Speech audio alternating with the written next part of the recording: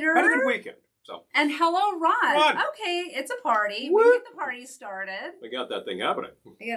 Get the party started. I'm sneezing all of a sudden. We got some. I've been fine, but got some windows open here, so press are daring the pollen. And open the window because it was hot in here. Pretty heavy this past season. But anyway, I tell you. So. Yay! Might close those down a little bit. All right, I got it. Always possible. I found it. Excellent. There we have it. Okay. Got you on the YouTube too. Super good. Okay, I gotta go back and miss it. Okay, Doug, hello. Aloha. And hi, Sean. Yep. No, we came back Monday. Just for the weekend. Yeah. Yeah. It was a good thing. Yeah.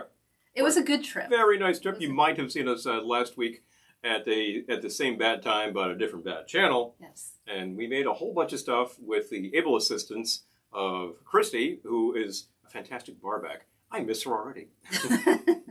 Not just for the barback. And not just for the barback, yes. Yeah, but that was it's got a great Hi, Betty. Hello. And Lisa hello. and Errol. Hello. Good to see you. It's nice to see you all joining us here tonight. Platform of choice. Yeah. Mm-hmm. Oh, hi, Joe. Hey, Joe. Lori's, it was 63 here today, too, which we ate outside. It was lovely. It was pretty nice. Yeah. Yeah, I mean, really. It's a little chilly now. The very civil part of the Julie. year. When you lose the sun, it's going to be a little chill. I'm still thinking to myself, this is the time when you repair to the deck, stoke up the chimney, and then break out the Chianti or something like that. That's about right. Sounds good. Or the bottle of scotch, whatever is your poison of choice. Poison of choice, you know. Tomorrow's video has a scotch drink. As a matter of fact, it does. And it's got a snack, which is a classic. It's a bar snack. It's a bar snack. This is your basic snappy cereal. Party snacks coming tomorrow. Snappy party. And since I was still pretty stuffed from lunch, I'm just having a little bit of the bowl will be gone probably during this broadcast. During the broadcast, anyway, hello everyone. Salty snacks, so we'll be having a few drinks, you know. So our theme this evening is urban legends. We threatened it last week while we were live, and we found some doozies for you. We found some doozies, and we've got books, so we can do readings. Yeah, reading if we're so motivated. I think readings are something we haven't done in a while. When we used to be located next to a paperback rack, we would frequently grab a book. I love a good reading. And especially after we've had a couple of drinks. It gets to be very fun, folks. We've even done it at parties from time to time. But those of you who actually enjoy a good game day, you've got a really excellent snacks mix here. It's slightly different than the standard formula. But works Hi, all the same. Rusty. Good for your guests. Soak up some of that stuff. Thank you, Doug. Hello. Much Hi, appreciated. Mars. Good to see you. Thank and that you. will be tomorrow's episode. You can find out some fun stuff with gaming. Now, in the meantime, tonight we are talking about the myths, and we are the busters. Oh yeah, the cool weather lorries. And now we might do a fire Saturday night. No. Yeah, if the weather's nice. I could get to that. See. But anyway. No. I have a few drinks for you this evening. Starting with one of my favorite urban legends, the $50 Porsche. If you're not familiar with this one, which I think most people probably are, a man runs off with his secretary or a younger woman, depending on which version of you've heard. The story you've heard. But basically he runs off. And he says, oh, sell my car and send me the money. Send me the money. And the car's worth, $50,000. Yeah, it's a lot of money. Of course, these days, the Porsche is probably more like $100,000. So, that goes back in this story, she's so embittered that she sells it for $50 and sends him the money. And of course, the person who goes to buy it is like, what's wrong with it? This car is worth so much money. Thinking there's some, horrible... It's haunted or something, but anyway. Nobody died in there. She's just embittered in this story. It doesn't have that strange smell. It's an urban legend. That curious rattle, which is a different urban legend. It's an urban legend, but it's a great idea for a drink. The classic telling of the story, of course, is guy sees an ad in paper, $50 Porsche, gets there, looks the whole thing over. Blah, blah, blah. Well, it seems like it's totally on the level. Why so cheap? And then she tells him the zinger. So... my husband told me to Peter sell said snacks the car. make baseball games better. Velveteen broadcast is coming from the upstairs bedroom. Oh my gosh, okay. Big fun. Nice. There we go. Thank you so much, Demetra. Dual levels. Yeah. Dueling levels. So you have $50 Porsche. You have your favorites. We have our favorites, which we're going to actually whip on you. Actually, I took a look earlier and found a couple of doozies that sounded a little familiar, and we will make some fun things with them. It will be better, Betty. If you have any faves that you're like, oh yeah, this is one of those dumb stories from forever ago, drop it here in the comments. Yeah, well, glad to discuss. And if there is a fantastic urban legend out there that really happened to you, well, drop it here because we want to be the first to report. We want to first to bust the myth and say, nope, this is the real thing. Some guy actually did buy that Porsche. It was $50. This zip strip is no You want to joke. pass that to me? No, I got it. The zip strip's right here. Oh. That might be your problem. No. No? No good? That's not working any better. I tell you, I really should remember to bring my knife every time we do one of these broadcasts. Ow. That sounds all wrong, too, but you know what I'm talking about. You need an implement to get into these. Okay. Apparently, this is the child safety seal. If only I had a child to defeat this. I had a child here to open it for me. Please open it. I got it. Oh, you know what? The zip strip starts down here. I still say I should just cut it open. There's a prize if you can open it. Yeah. Okay, hold on. I'm almost... Okay. Free toy inside. Woo! Did that. All right. Well, even better. So, it's been a while since we've had the Empress 1908, so I think we should taste it. Got a very good price on that up at the New Hampshire liquor stores. Yes. State run. They get some nice prices on some things. Sure we're not missing anyone. Not everything, but Hi, some things. Bill. Oh, 90s in Central California. I could certainly buy that at this time of year. All right. And you're already into that. We need one Goldschlager. Lager and bitters. Oh. Do we need one taste or two? We do one taste. Okay. We have tasted this before, but yes, we have had this before. Haven't done it in a while. Then heck, give it a try, folks, and see where you're at. It's a beautiful color. It's a lovely color, lovely violet. Violet, which looks like it plays very well with drinks. I recall it being a very nice mixer. And of course, it's the first thing I poured, and it's already on. It's already sticky. Now, is the proof up on this? Let's see here. It tasted a little high. His wife sold... Oh, Errol knows a guy that went through a divorce. Very similar story, but real. His wife sold a 67 fastback Mustang and a bunch of other stuff way cheap. Errol says the guy kind of deserved that. I love that. So it's the $50 Mustang. Glories. The $50 Mustang. There you go. This is actually at about 85 proof. 85 proof. That's weird. What I wrote down. Okay, so that's slightly high. I was able to tell that. So we're starting with 1.5 ounces of the Empress 1908 gin. This is going to be a lovely color, but I'm adding lemons, so we'll see what color it comes out to be. So I'm starting with 1.5 ounces of the gin, which is just already sticky. It's a special effect gin. You're going to see the special effect in a minute. And I'm going to do 1/2 ounce of Campari. This is bottled in Canada. British Columbia, it says. Let me see what they say about it. 1/2 ounce Campari. The color comes from butterfly pea blossom. That's what gives it that big violet. Well, yeah, you can get the butterfly pea blossom tea too, if you don't want to use alcohol. If you want to make the virgin version of this. Virgin version. It's already a beautiful color. It's a deep red. A deep rouge. And then I'm going to add a little blue curacao. Blue, and this is really 1/4 ounce. Turned pretty purple, I think. Yeah, I don't know, because with the lemon, let's see. Interesting. 1/4 ounce of the blue curacao. So far, you're getting a very deep color. Wow, that is really. Yeah. You're turning violet. But with the lemon, it will turn more pink. Let's see how this goes. So once again, it is a special effect. You can get the pea flower tea. You make that, and it's that same color. 1/2 ounce fresh lemon juice. Oh. No, it's still kind of purple. Still kind of purple. All right. Okay. I'm happy with that. I'll shake up and see what happens. Yeah, okay. Where's the ice?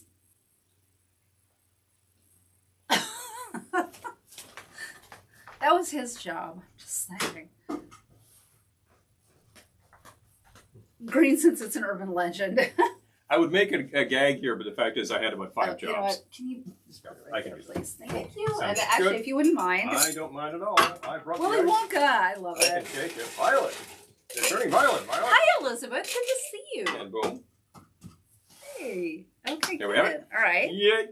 Okay, so shake with ice and strain into a cocktail glass.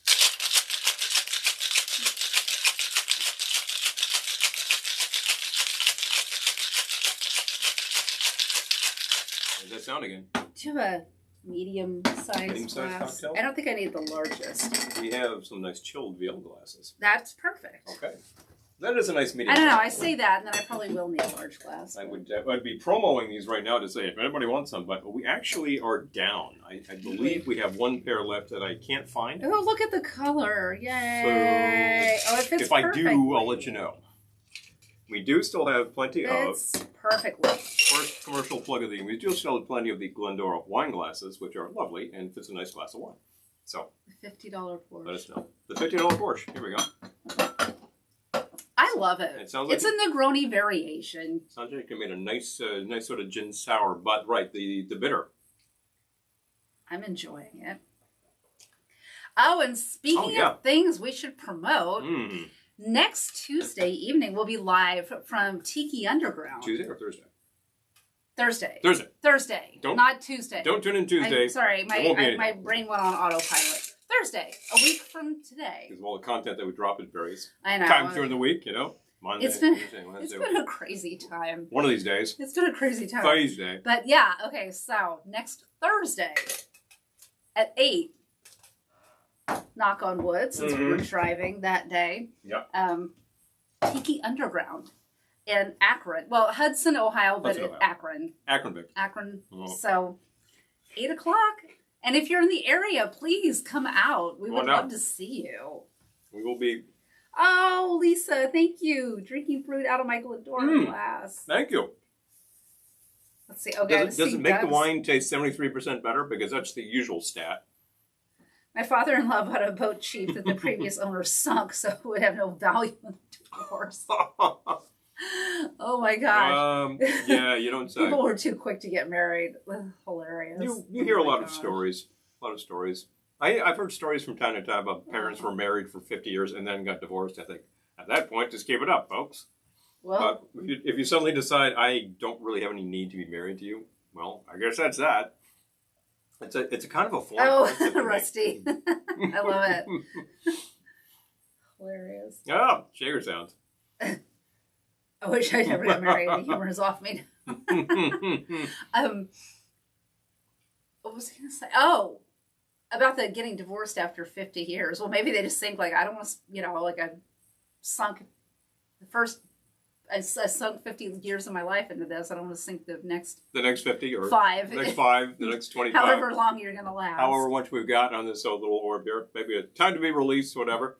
There's this thing about sunk costs where people will actually persist at that point because, we already got 50 in us. Come on, let's see how far we can get.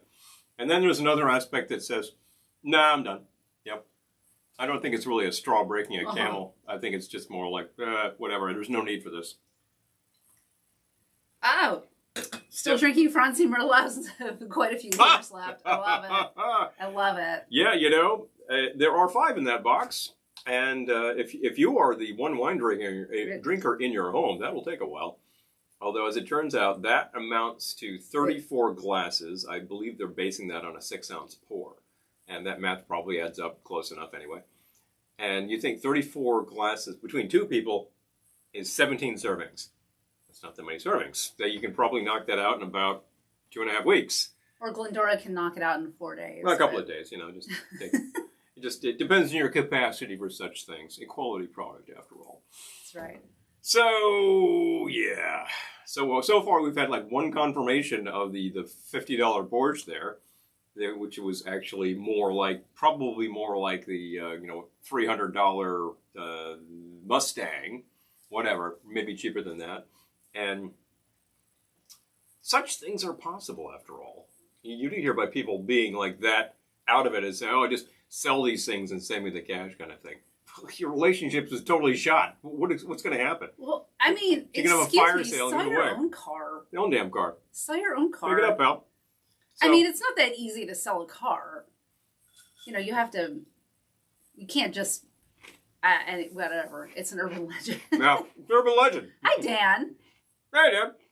Yeah, you can't just up and sell someone's car. You've got to have the title and blah blah blah. But there are major structural problems with the myth, with the legend. You have to have all the. We sold a car like a year and a few months ago, about a year and a quarter, I guess. It was and you had to have all this stuff. Wasn't it pre-COVID? It was, immediately. I think it was pre-COVID, We managed to like slip that one out just in time. After that point, it probably would have been a bit of trouble. Mm-hmm. But you had to have all this stuff. And I think contemporarily, knowing that, well, we could do it again and be smarter about it. But it's not like I could just sell your property because you would have to provide all these things. So there's problems with it. Anyway, but it's a good story. It's a great story. I had a teacher in high school, I actually believe it was my driver's ed instructor, who told that with a straight face. This really happened. Happened to a guy.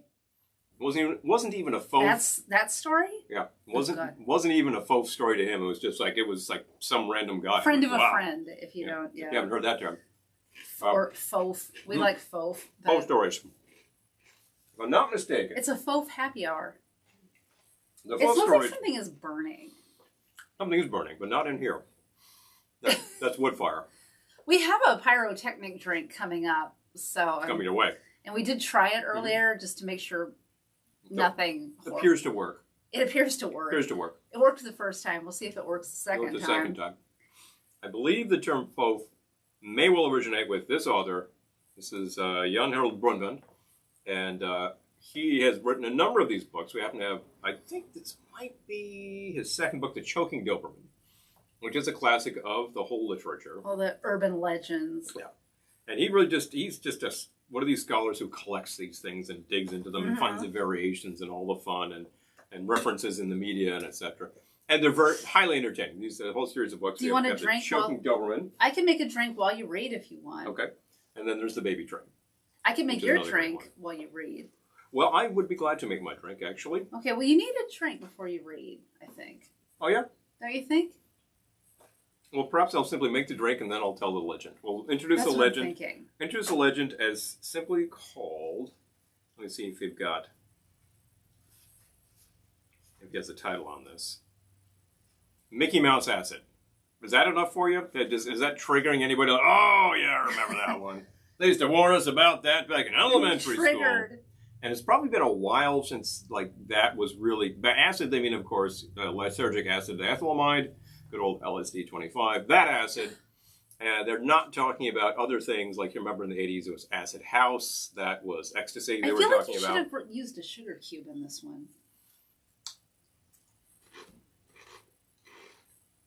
Just saying. I hear what you're saying.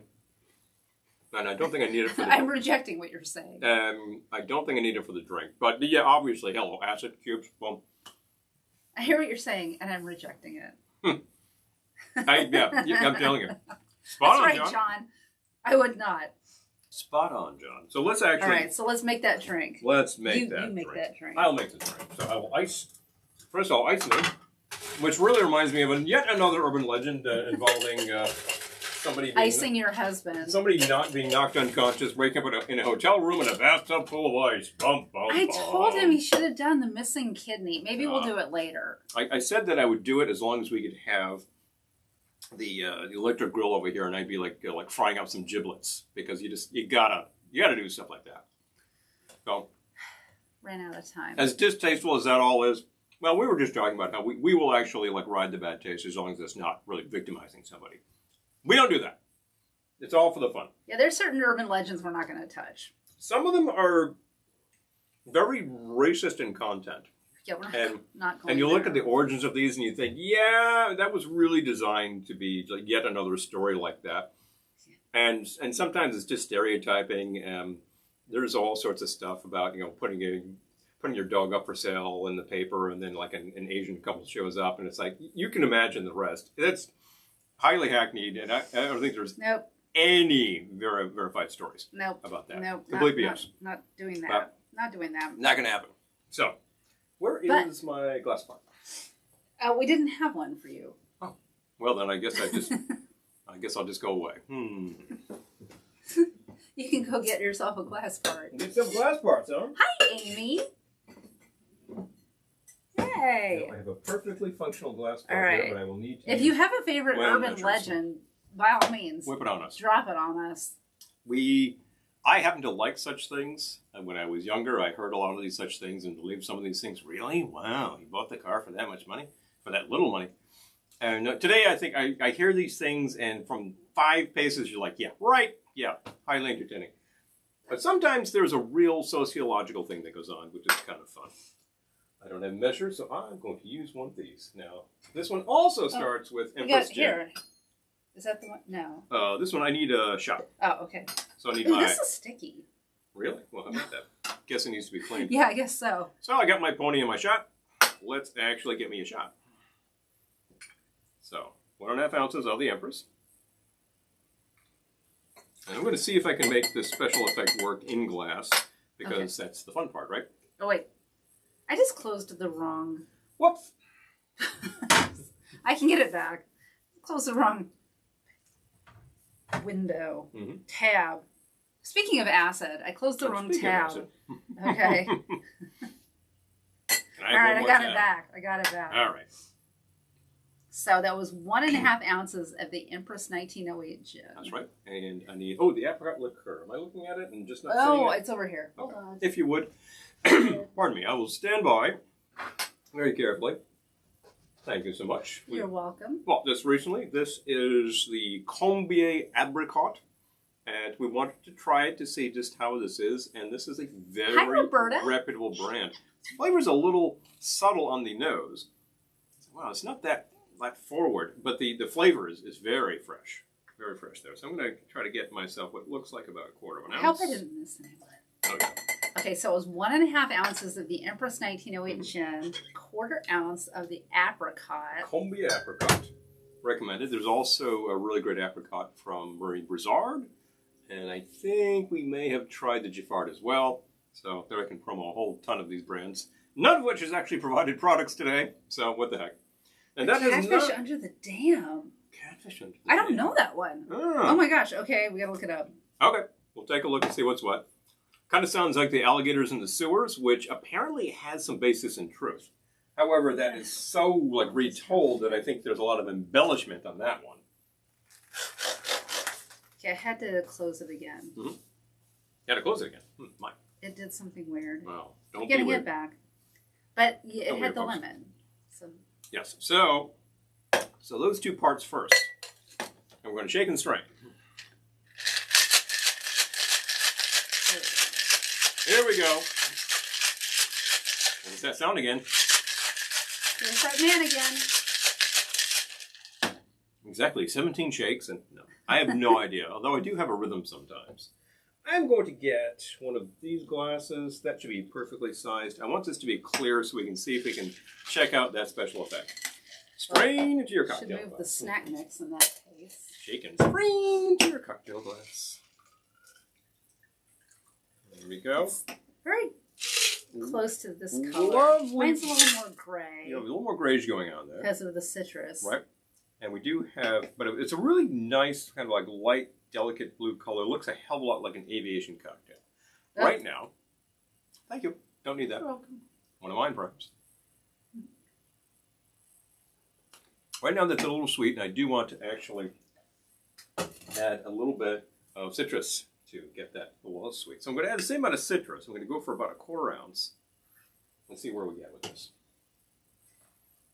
So I already have this lovely sky blue, looks like an aviation drink. Actually, you're doing lime. Did you mean to do that? I poured out whatever I had. Okay. Well, actually, I was intending lemon, so I'll get the lemon. The other one's the lemon. Now it's been corrupted, but whatever. I'd like to see this live, if I could. Okay. So we can see the results. There we go. Okay. I know it's pretty, right? Everyone loves the Empress 1908 because it's pretty, and it's also good. Okay, so hold this out like so. That should be about right. I want to get a good view to everybody. Maybe a slight backlighting, and I'm going to add the lemon. And what do you know? Yeah, I am getting that effect. Yeah, look at that. It's like a sunrise effect. I still have that blue layer on the top, but I've got this it's beautiful, delicious, it's beautiful, Clark. Beautiful. This lovely pink layer underneath that. So I was simply calling this one Mickey Mouse on acid. In respect, Mickey on acid. Mickey on acid. To respect of this ridiculous urban legend, which, if you haven't heard of it, I think Peter was questioning this one. Let me see if I can call up some of the backstory on that one. All right, time for a reading. Now that he's got my drink's almost gone. Oh my! Well, After the reading, I'll make another one. So let's actually try this item before it completely loses its coloring and flavor. Hopefully it won't lose its flavor. Hopefully it won't lose its flavor. That's nice. It's actually very subtly sweet-sour going on. Very gin dominant. That's most of what you got in there. Yeah, it's good. I like that. It sounds an awful lot like a lot of drinks that you might find in, I was about to pick up the Mr. Boston book. I would probably add some bitters, but I like the effect. You could plausibly add bitters to that. Maybe orange would not be a bad idea. Maybe the orange, like little droppers, will really mimic the whole drug angle too. There we go. But so far, like the major drug that's going on in there is, in fact, alcohol. That's that. All right. I'm trying to find the essence of this one. I don't want it to get knocked.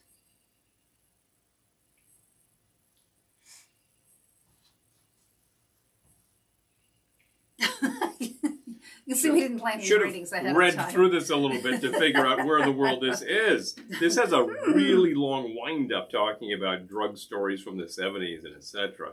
Oh, boy. And etc. Yeah, this one, this chapter of this book, and in fact, The Choking Doberman, Jan Harold Brunband, it's called Media Sources and Business Legends. And there's some really fun things in here, because we start talking about legends of Disneyland and all that kind of thing. And I'm sure there's all sorts of BS stories. Of course, there are some genuine stories of, like, deaths at Disney, which, if you want to dig way back into a fanzine from the 90s called... Murder Can Be Fun.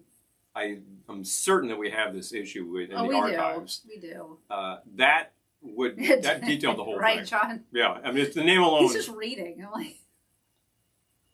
I'm just trying to... I don't want to, like, read 2 pages of this before we get to Mickey Mouse. Simple title of this section is Mickey Mouse Acid. So... Okay, here we go. The most insidious urban drug legend, as well as the one with the greatest narrative development, describes how LSD dealers tried to make addicts of our young children by polluting the image of Mickey Mouse himself. Is nothing sacred.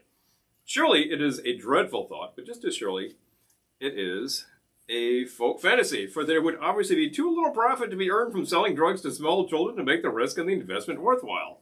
Well, there would be no money to be made from small children. What are they going to give you? Their lunch money? Here, I've got 50 cents. But isn't that ludicrous? Weren't there countless 70s cop shows about kids giving their lunch money for drugs?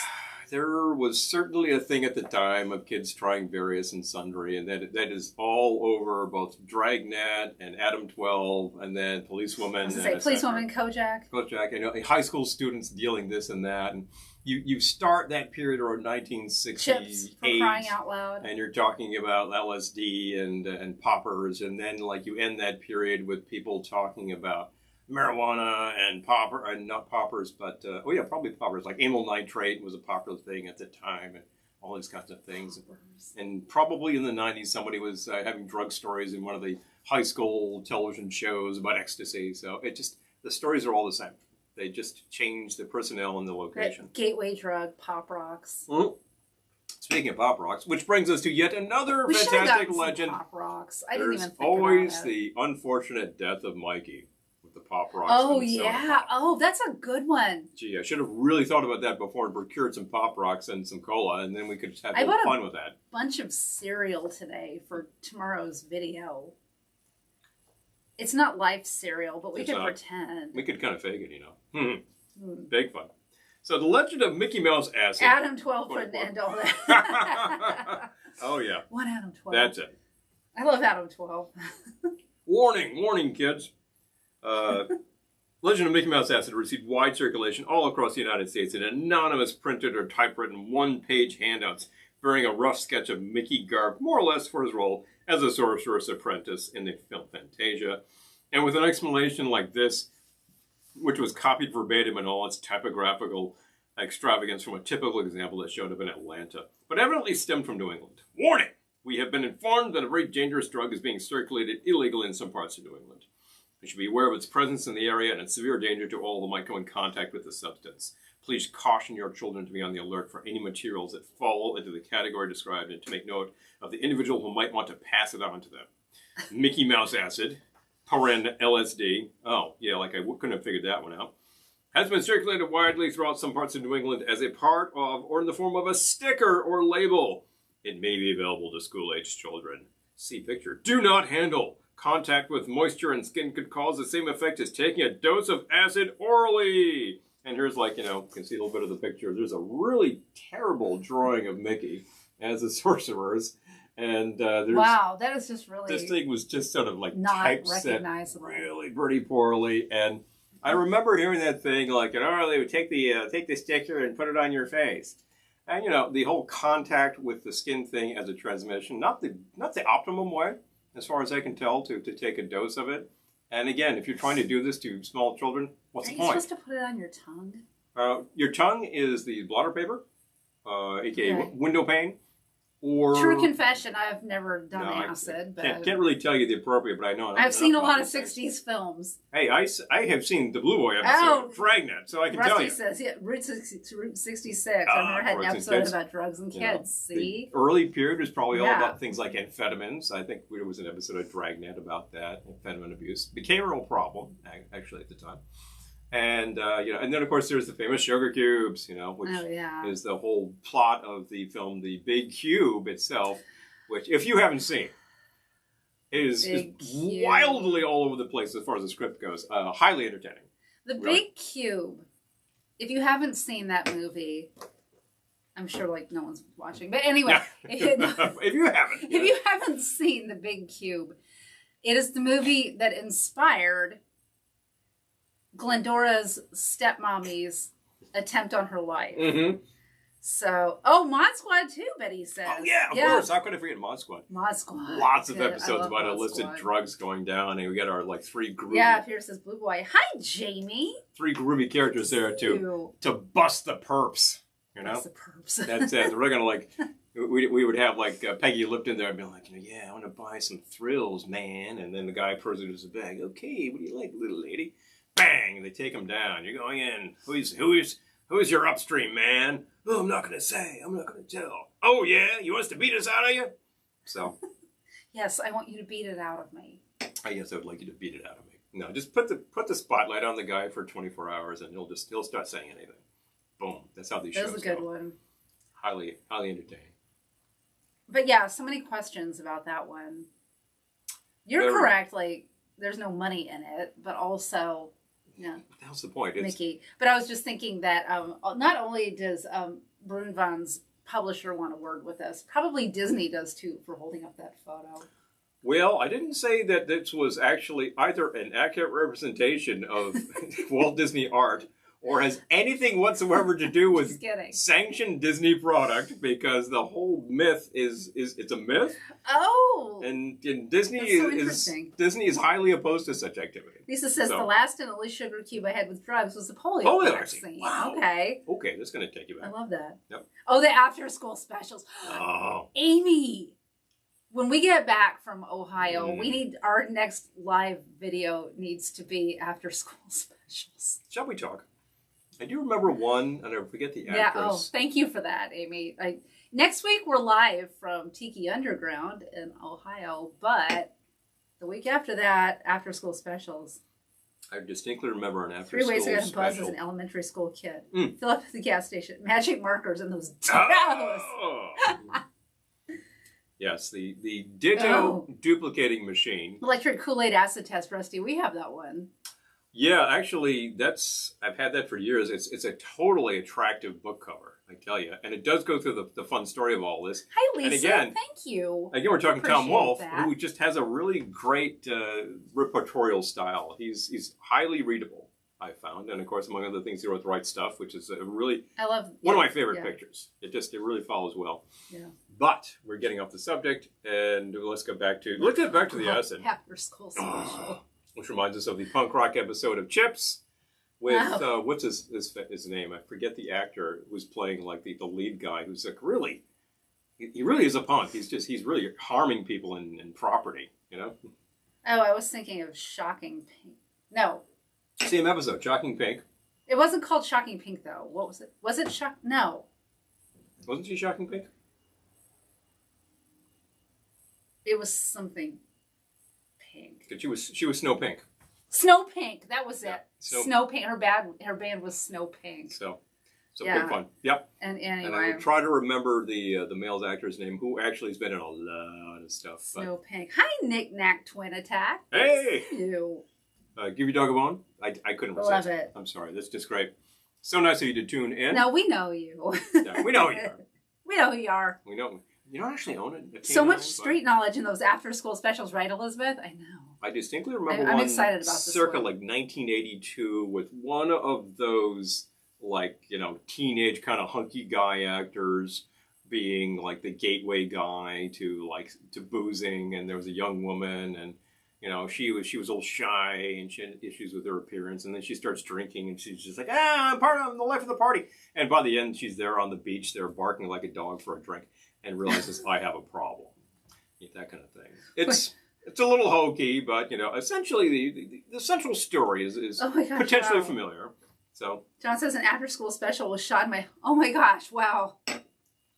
Featured Memorial High School Marching Band. Oh my gosh. Jeez. Punk rock after-school special. Yeah, we gotta. I love this idea. I haven't seen an after-school special for. I'm not going to say how many years, but many. I would say was the band at the time playing Louie Louie, but I know full well what the band was playing. And what the band was playing was Get It On by Chase, because I've heard them do it. It's a great arrangement, definitely. Confined Space Deaths, Urban Legends. You're the far out space nut. He's not talking about that kind of space, though. Oh, okay. Yeah. Oh, jeez. Woo, wow. That sounds messy. Oh, I see what you're saying. Okay. Yeah. Oh, jeez. I don't know. Well, if you have any documentation on it, it's a news report, and if you don't, it's an urban legend. I feel like that's possible. Like that sort of thing could happen. They put canaries in coal mines? It was because of the fact of accumulated gases. Right. I'm thinking of the canary in the coal mine thing. Coal mines being Snow. Okay, Lisa knows that one. Snow Pink. Yep. Snow Pink. Yes.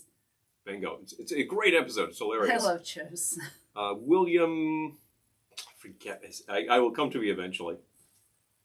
Get special. Oh my gosh. Excellent. Get It On, by the way, is the reason that the T-Rex song Get It On was retitled Bang a Gong. Because it was this big hit on the chart from Chase at the time. But it's a terrific arrangement. That's also a really great album to hear in surround sound, but I'm not going to get into that tech right now. They have to be on YouTube. Right. I'll find them. Jan Michael Vincent. Might have been him. Somebody like that. I have to kind of think about it. Maybe I just need to find that person's webpage. Oh, hi, David. After school specials. Richard Gere. Okay, Paul and I were just having a Richard Gere conversation yesterday, as a matter of fact.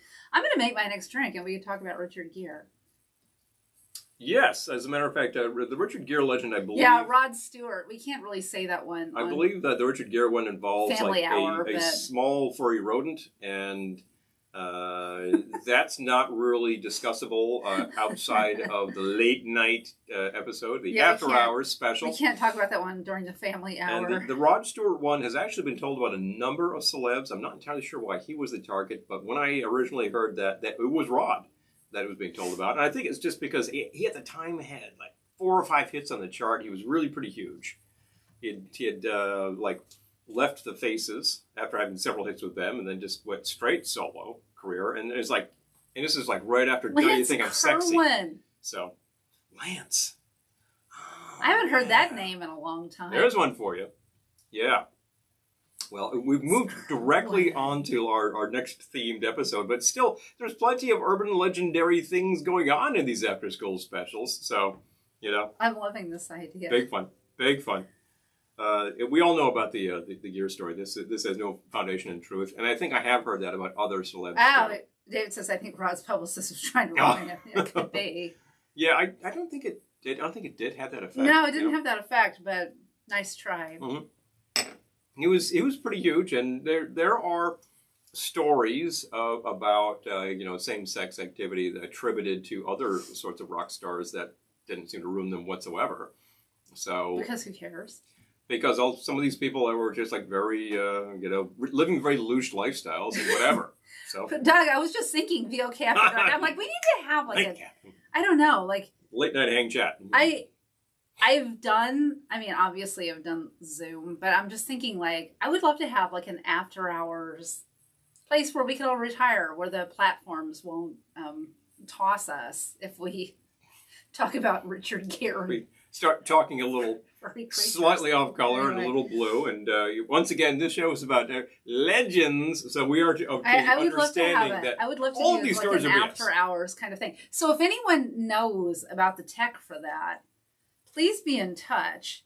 A good way to do that. Chad Michael Vincent, right, Lisa? Oh yeah, seriously. There's a name I haven't heard in a while. And I remember he was always pronounced Jan Michael Vincent, but I've been pronouncing this gentleman's name Jan, but he might be Jan too. He might be Jan. I don't know. We don't know. I can't really tell you. We have somebody at work in one of our departments is Jan, so that's why I thought, wow, 50-50, can't tell you. These are highly entertaining books. I recommend them. I'm not reading from this book to try to rip off some copyrighted material. I say look them up if you're interested in urban and legendary type stuff. They're very detailed. He really delves in and gets a lot of sources. And the stories are still never true. However, we've had one verified story of the cheap car. So again, if you're saying to yourself, but wait a minute, that thing with like the Doberman, choking Doberman, and they had to take it to the vet, that really happened to me. Okay, well, whip it on us. That's considered kind of classic too. Yeah, poor Jan Michael Vincent. Yeah. Anyway, we're remembering him here. Ozzy and the Bat. Was it a bat or a dove? I kind of forget. I don't even. Well, this is the thing about these stories. This is how they morph. This is how they mutate. Yeah, they mutate. In this case, kind of brings us to Devo and back to Akron. But I'm going to tell you right now the story with Ozzy. Wow, I love the way you brought that around. It was either a bat or a dove, and that really happened. That was a genuine publicity stunt. It was actually a dead animal, and Ozzy is nutty enough to do something like that.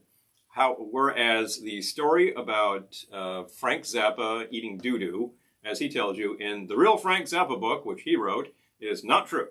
He's not entirely sure where it came from. I guess he's the kind of guy who would do wild and crazy things. Although ultimately what Mr. Zappa would do is get other people on stage to do wild and crazy things while he observed.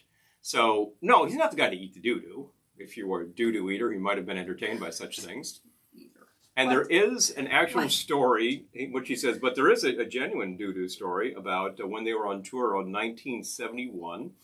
And this is with the Flo and Eddie Band, for people who are fans of Mr. Zappa. And apparently there's a very good documentary out there right now. Netflix, something like that, has a good Zappa documentary. Haven't seen it, but I really should. Right, he just died. Yep. Oh, yeah, really recently. Yeah. So apparently they're on tour, and some fan goes up to their then bass player, who was Jim Pons. Jim Pons, who had actually I think he played with the Leaves and then with the Turtles. He actually was on some really big hits with the Turtles. I've never even heard of the Leaves. Yep. Leaves had one big hit with Hey Joe. Okay. Which actually got completely eclipsed by the version done by Mr. Hendricks. I know, Rusty. I'm getting thirsty too. I'm ready to make my next drink. My special effects drink. I'll finish this story and let's get on to some effects. Is the fire effects. extinguisher handy? Let me get it, and then we'll go from there. But I'll finish this story. Okay. So anyway, apparently, some fan comes up to Jim Pons, and who was really just sort of a straight-ahead rock guy. He wasn't into too much crazy stuff, although he toured for 3 years with the Turtles. You can imagine, stories. And hands him a jar. And the jar has this brown sphere in it. And she claims that it is actually her own poop. And he's kind of fascinated by the fact that the thing is this perfect sphere. Julie, the Paul is dead. I was saying he should do the Paul is dead. We might just do Paul is dead. I think it's less of an urban legend than just sort of a rock and roll myth, but it's in one of these books, so what the heck. So he's fascinated by this, and Frank's like, really? Okay, well, how do you know what's what? And apparently, Jim's like, I don't know. So he cracks open the jar, and he's just like, it really was. And then, of course, that was used in that movie To Wong Foo. Devin? There was a thing with, that was in To Wong Foo. The poop thing. So the stories make their rounds. Zappa claims to have actually witnessed this personally, so it's not even a folk story. It's kind of a first-person story. So that's the only thing with Zappa and the poop. And the other story, of course, was with more stories. Either Zappa, Alice Cooper, maybe Iggy Pop. I don't think I've ever heard about Iggy Pop, though.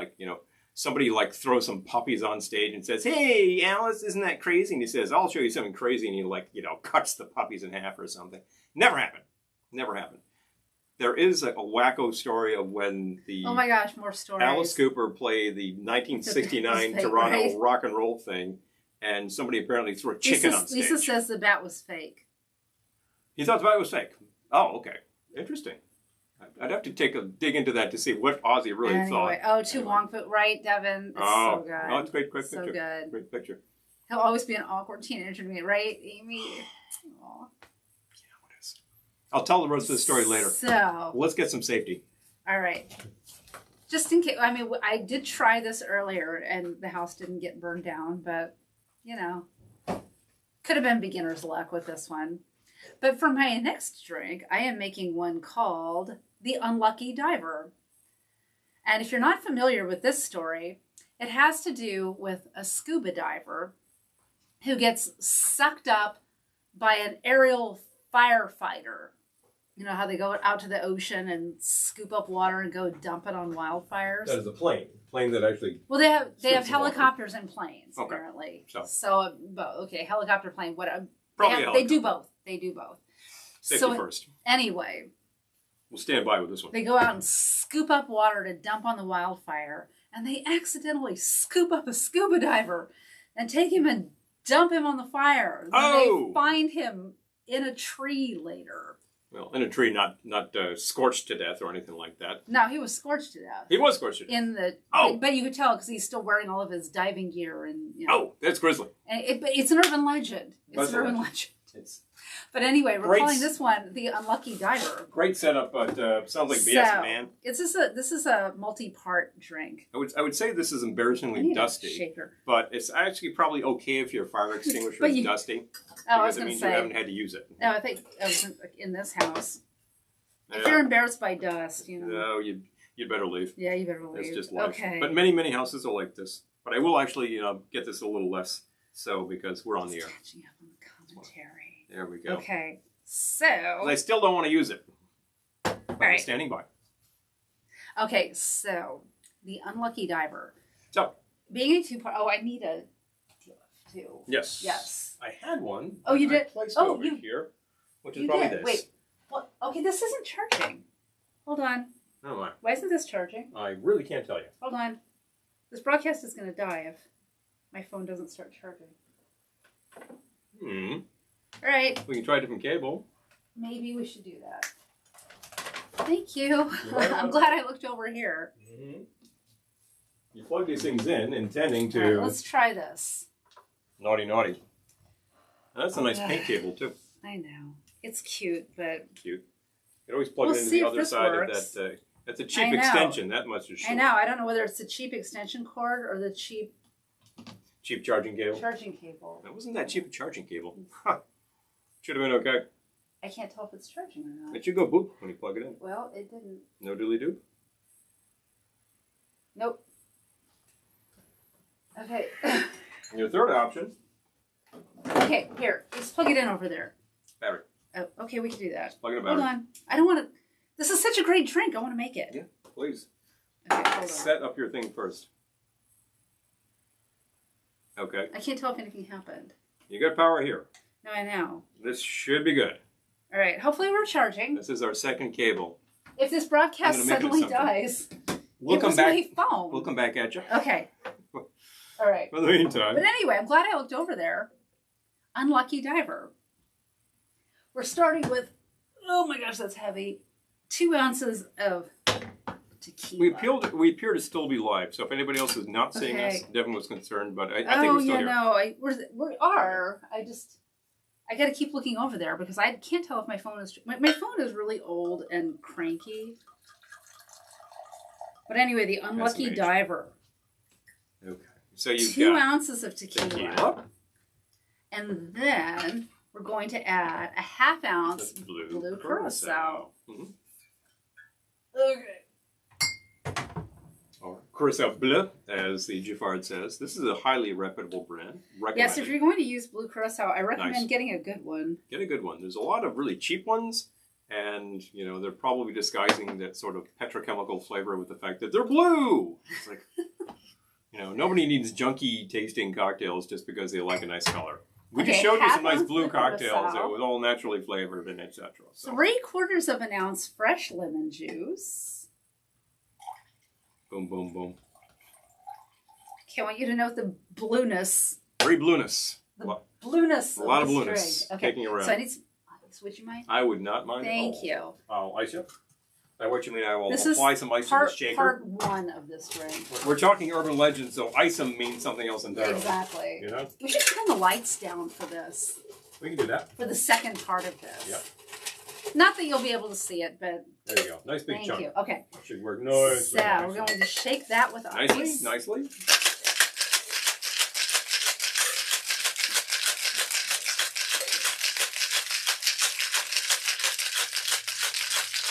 Okay, so I'm going to let that sit for a second because we're going to take our double old-fashioned glass and add 1 ounce of orange juice,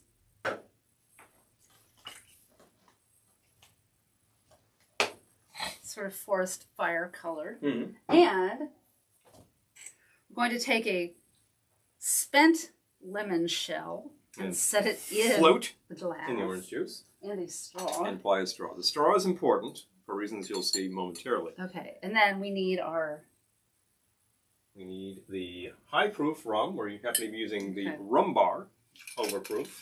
I thought we had some poured out already, but... Here's your little device to pour with, and I think maybe half of that should be sufficient. Out, but all right. So I just want to get this out. Here we're working. Oh, let's turn down the lights. Yep, we're working on sort of a classic tiki bowl here. Okay, but in a glass. So you know what? No, all right. Now, because this is in the glass, that we are throwing in the metal straw to deflect the fact that there will be flames licking around. Okay, so, but I don't want to have licking flames until the lights are turned down, because what's the point? Do? Well, let me see if I can get this down to... that's as low as I would just turn it all the way off. Can't just turn it off? We can do that. I just want you to be able to see the flame. Okay, take a look at screen to see where we are, because I can turn this guy down too. All right. Get back to... All right. Hopefully you can... No, I don't know. Oh, that's... Okay, good. All right, let's try this. Okay. All right, so you would pour your overproof liquor into your spent lemon shell. Lemon gel. Ignite.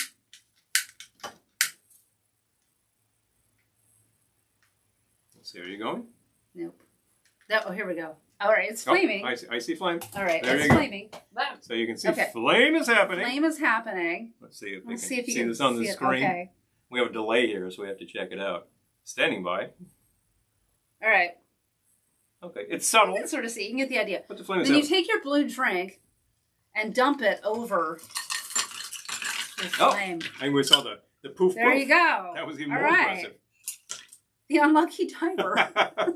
All right, safety can actually stand by. I liked that one. That was fun. That's a special effects drink. Enjoyed it. Probably is quite nice, and now you have a big lemon shell in there. Hey. Excellent. Let's try the unlucky. You gotta stir it because you gotta incorporate the orange juice. And you have some... Or if you don't, you can just sip through your straw and you'll get the orange juice first. Or perhaps you'll get the entire hit of 123 proof rum that was in there. Woo! Reminds me of a certain tiki bar that does that. But it's good too. We can turn the lights back on now. I was kind of enjoying this for the moment, but I'm enjoying the drink too. Yeah, that is good. I really hope my phone is charging, you guys. I hope so too. If we die on the air, by which I mean that the sounds actual wrong, broadcast. Here we go again. This is we're in urban legend territory. That sounds like something else. And they died on the air. They died on the air, please. I mean, it reminds me of legends of rockers who died on stage. Well, most of them didn't die on stage. I think tomorrow or today or tomorrow is something like the 45th anniversary of the death of Keith Relf, singer for the Yardbirds.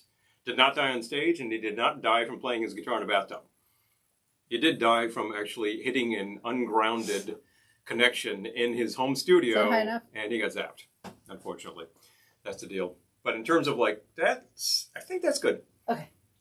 In terms of did die on stage from electrocution, you're thinking of Les Harvey, Stone the Crows. Yeah. But I think there's a lot of legends out there about who did this and that and wah, but that's rock and roll, folks. So this is the unlucky diver. I'm a fan. Pretty lucky.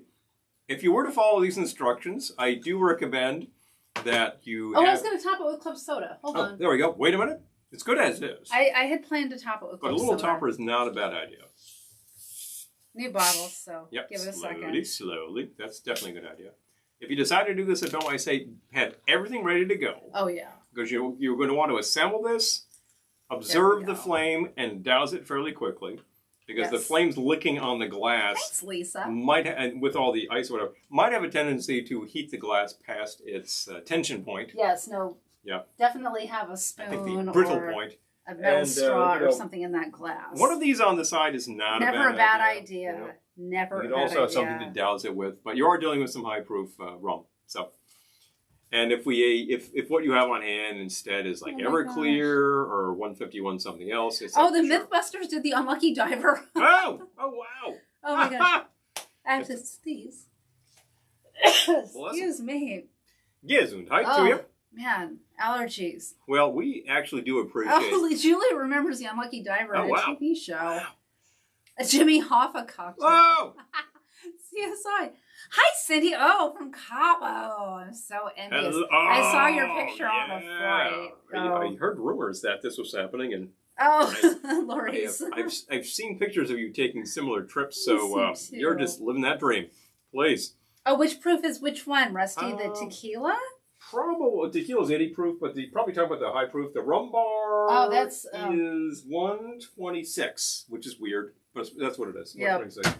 Plenty high enough to flame. I mean, die on the air. 80 proof will flame, although you have to heat it. So... Amy says Mark Sandman of Morphine died on stage. Oh, wow. Oh, wow. Oh, my From what? Fender Death Caps. Oh, my gosh. Oh, wow. Yeah. Did Red Fox die on stage? Somebody look that up, please. I don't have time now, but I'd be very interested. Yeah. Actually, I think he did. Devin, you could totally use a glow stick. I think we just like to live dangerously. I believe he died during rehearsal, Red Fox. And you know what it was? Is that he did have a heart attack, and he goes into this whole, clutching the chest, and he'd done I'm Coming Elizabeth so much that people were like, ha, ha, ha, ha, and this just delayed emergency help. It's not, I can't say that he would have, survived if somebody had immediately started doing CPR, but that's the that might have been that, Boy Who Cried Wolf. Red, you made a joke of it for so long. And everyone's like, that's hilarious. No, really. There you go.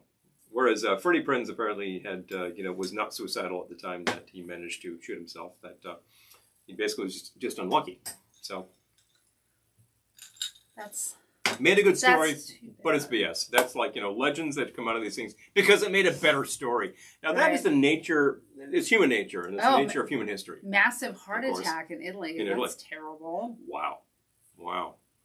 I feel like it's time for another reading. Okay, let's find something good.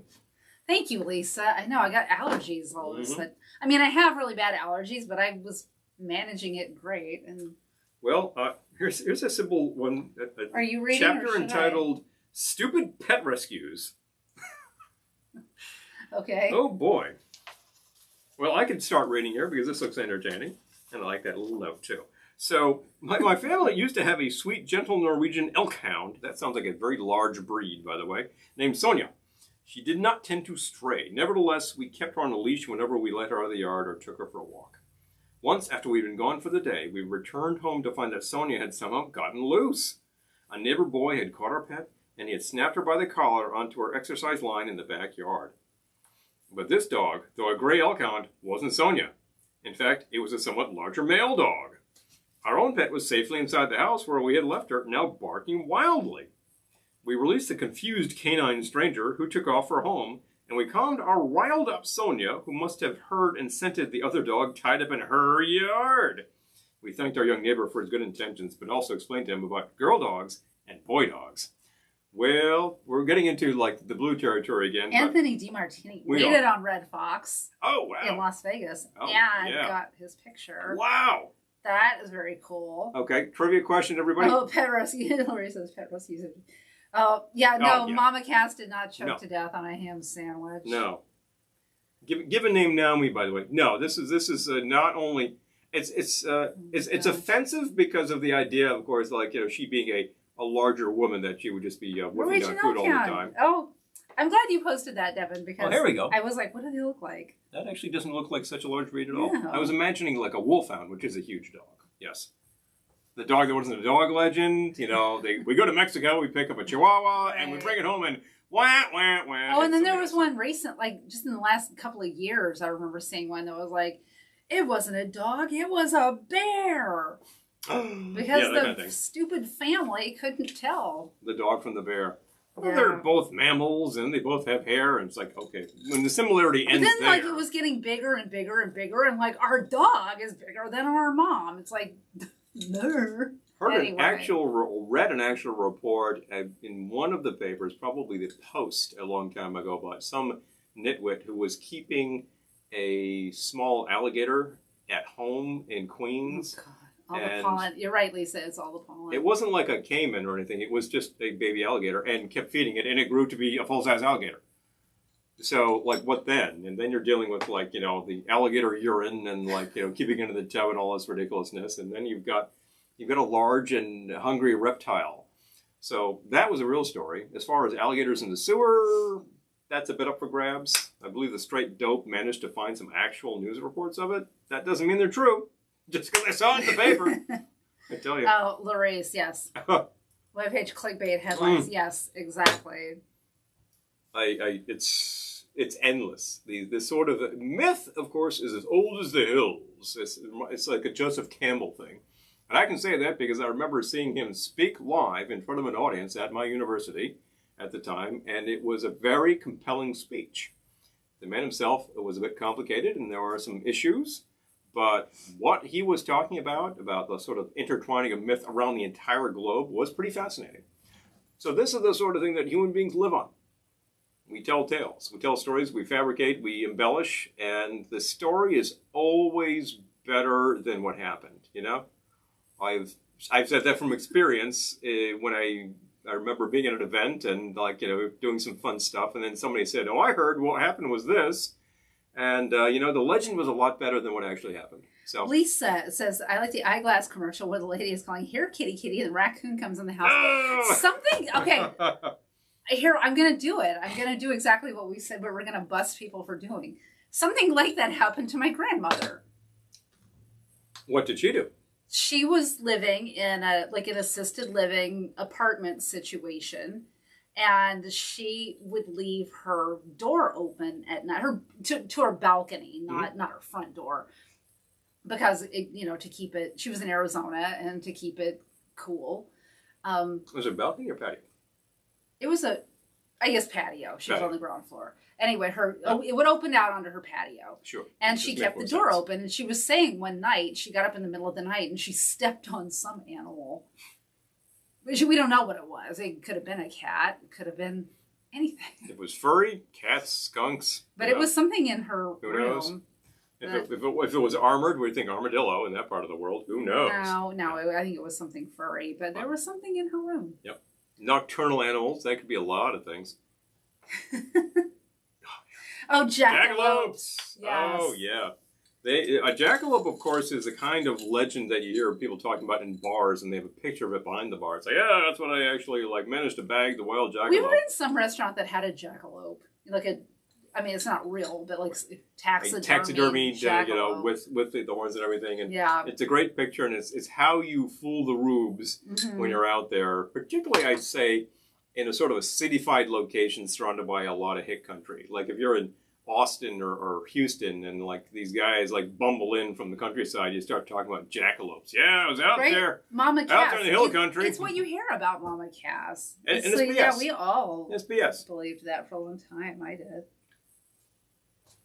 So, jackalopes. Oh my gosh, Devin's writing about jackalopes. There we go. Oh my God, I love it. Well, when that comes to fruition, and I just wanted to use the term fruition. Drop it on us. Please do. Our audience know, because our audience loves entertaining stories, and that just sounds like a complete prelude to... the story of drowning with Houdini. Drowning? Houdini? Oh, with Houdini, or Houdini drowning? There's a story about him dying in his water torture trick. Not true. Yeah. He died of peritonitis. which he was probably suffering from to begin with. And then there was a deal where like some guys visited him backstage and probably like burst his appendix. We know a guy who's really, really into Houdini, so he'll be the Houdini expert. Ask about that. Yeah. Yeah. It's very unfortunate that he was very sick at the time, and he wasn't really respecting this. And this is the 20s, about 1926, I believe. So it's not like he could just get shot up with antibiotics at the time. And but he probably should have been treated a lot sooner than he thought. And then he had a burst appendix, and not good. There is a Houdini museum. I was looking it up because I was like, I'm positive there's a Houdini museum in New York. He's a person who himself spent a lot of time busting myths because he was fascinated with the occult. And he actually had witnessed a lot of mediums working, and he thought it was all BS. But he was right. The Houdini Museum they closed their New York location, and they're moving to their new secret location in New Jersey. Oh, boy. That sounds pretty Houdini, too, the secret location, you know? You have to know where to go to find it. The double secret location. That sounds like certain tiki bars that we've attended, where you have to know the double secret probation location in order to find the damn joint. Oh, my gosh, Lisa. Errol's sister had a bunch of friends over for a sleepover. One screamed the next morning when she found a 6-foot black snake in the living room with her. I would have screamed too. Hello! Sasquatch. Oh, here we go. Oh my God. We're getting into cryptozoology here, folks. Mothman. Big fun! Mothman! Bat Boy. Mothman and Bat Boy. Bat Boy. Those are two very different bits of legendary here. Mothman, I forget where that was prevalent. I think that was Midwest. Or Southwest was Mothman. And I want to do a reading. Oh, well, why not? Pass me a book, please. You've got your choice. We have The Baby Train and Other Lusty Urban Legends, and we have The Joking Doberman. You go look at The Baby Train. Check it out. Both by Mr. Brunvand. I recommend both of these. All right, well, you keep talking, and I will find a legend. I will tell you something. They're a lot of fun. This one originally published in... Let me try to find this quickly. I don't want to be dead air again when I was trying to find something here. 1984, and other books by him: Vanishing Hitchhiker, The Study of American Folklore, Readings in American Folklore, The Mexican Pet has already been name-checked on this show mere moments ago. Curses, Broiled Again. Now that just sounds like fun with fast food, I gotta tell you. And The Baby Train, which you're holding. So this obviously was one of the laters, but big fun. A lot of Devin says we used to live in the Pine Barrens with the Jersey Devil. The Jersey Devil! Gosh. Betty and Barney Hill. Oh my gosh. Betty and Barney Hill. Okay. We're not mythological. Did he drown in the tank? No, he had peritonitis. Yeah, he actually the story goes that Slender Man. He had a famous stunt where he would actually dare anybody to punch him in the stomach, and that because he would just tense up the abdomen, and he could take any punch. Now the man spent a hell of a lot of time contorting and dislocating shoulders and everything. He could take a lot of pain. So he could do this, right? But the day that he died, the story goes that a couple of guys saw him backstage and said, "Hey, you can take any punch, right?" And he's like, "Yeah," but he was very sick at the time. So they go, "Okay," so they punch him. And apparently they burst his appendix. And then it's just, wow. I mean, in the 20s, yeah, you were probably dead. So he was. Laurie says he was not in the tank. We had a snake in our house, but it was just a tiny banded neck. Oh, I don't care. If we had a snake in our house, I'd be like, okay, well, we're putting the house on the market. Well, I usually free the wasps that manage to get in because I think that they have a wasps are one thing. Snakes they have are a function out there, but they are pretty dumb. They will not get themselves out the way they came in, and I will let them free unless they are being really pesky, and then whack. Bye. Devin says Mothman started in Point Pleasant. Okay. WV baby. That's that kind of starts to sound like the Mad Gasser of Mattoon, which Mad Gasser of Mattoon itself is more a case of mass hysteria than urban legend. There was something behind that, but the whole incident was a much bigger thing. Mothman is more of like something that got blown up into a legend. And we're already into cryptozoology. Where's Stuart when you need him? I'm telling you. Oh, Rusty says we have the Goat Man here in Kentucky. Goat Man! Oh, boy. That sounds like the goat gland transplants, which themselves are slightly mythological. Well, they were BS anyway. Yeah, Barney and Betty, that was they UFO are abduction. Potentially the most famous case of like what we would call Close Encounter of the Third Kind. Right. And when I was a kid and like, I was watching all this far out space stuff and UFO stuff. And then there was a show called Project UFO. Anybody? That's pretty entertaining. Pretty BS series, but pretty entertaining. And in ways a little inspirational on later series like the X-Files. Not a direct inspiration. I would say that the real direct inspiration is definitely Kolchak. Yeah, definitely Kolchak. I love Kolchak. Oh, but I would just love Kolchak, which is all cryptozoology. Hilarious. Although I have great, to say, great series. I had a college course, an undergrad course, where one of the instructors assigned communion to us as assigned reading, but like for real. So that we could study the people in communion. It was very weird. So when I'm all of about 8 years old, there's a book at the bookstore. And it's called The UFO Experience. Oh. And it's got a great picture of a saucer on the cover. It's not a real saucer. It was just an image of. And this is by a guy named J. Allen Hynek. Now, he was an actual layperson scientist who was hired by good old Project Blue Book to investigate all this stuff. And his experience, as if you detail it, go through it in this book. When I was 8 years old, I loved the pictures. There were these great pictures of weird things and strange lights and all this, which doesn't mean anything at all. And when I was about 25, I said, I'm going to read this. So I read this. And it's a very sober account of all the stuff he investigated. And I think that easily 90% of what he looked into was, in fact, swamp gas. It was nothing. And then like another 5% was unusual, but not that much. And then like a remaining 5% is just too weird. He could not find anything rational, or there was too many people witnessing something for him to write it off. So at the end of the day, there's like 5% of those weird lights in the sky are things that nobody can tell you about. But if you're standing there and you see a light like go really fast across the sky, like much faster than the plane and much higher, that's probably the International Space Station. And you can go and find a site which can tell you where it will appear, because I did find that recently. So, all you space nuts? All right. I'm going to read The Exploding Bra. Good quote, John. I'm Exploding counting Bra on you leads us into our next drink. I'm counting on you to catch up with the comments. I would be glad to do this. All right. The Exploding Bra. I really hope this is not an urban legend, she wrote. This is someone who wrote to him. As it has been a cherished family story for 25 years. Do you smell that? Someone is smoking a serious amount of dope somewhere near our house. Well, speaking of things which are not legendary but are simply happening these days. Oh, well, yeah, no, it's been legalized. But like, wow, someone is smoking a large amount of dope. All I can say is inhale deep. Okay. You know? I really hope this is not an urban legend, she said. Please. Be that as it may, an updated version of the story was referred to in a 1988 television sitcom episode, and I've also received other variations set all the way across the country. The New Jersey woman, Aunt Edna, I've changed her name, I kind of gotta love supposedly had an adventure with her bra around 1960. I love the fact that there's such a thing as an adventure with her bra. Edna, then a glamorous young lady with a beehive hairdo, gold spike heels, and capri pants. The higher the hair. Gosh, it's just like a John Waters You know what they say about the higher the hair, but boy, does that sound like Baltimore. It's a John Waters film. Wore her brand new inflatable bra, no less John Waters. Inflatable bra. On an airplane trip. When the plane's cabin lost pressure, the bra expanded alarmingly. One family version of the story claimed that she made it to the restroom in time to remove the bra.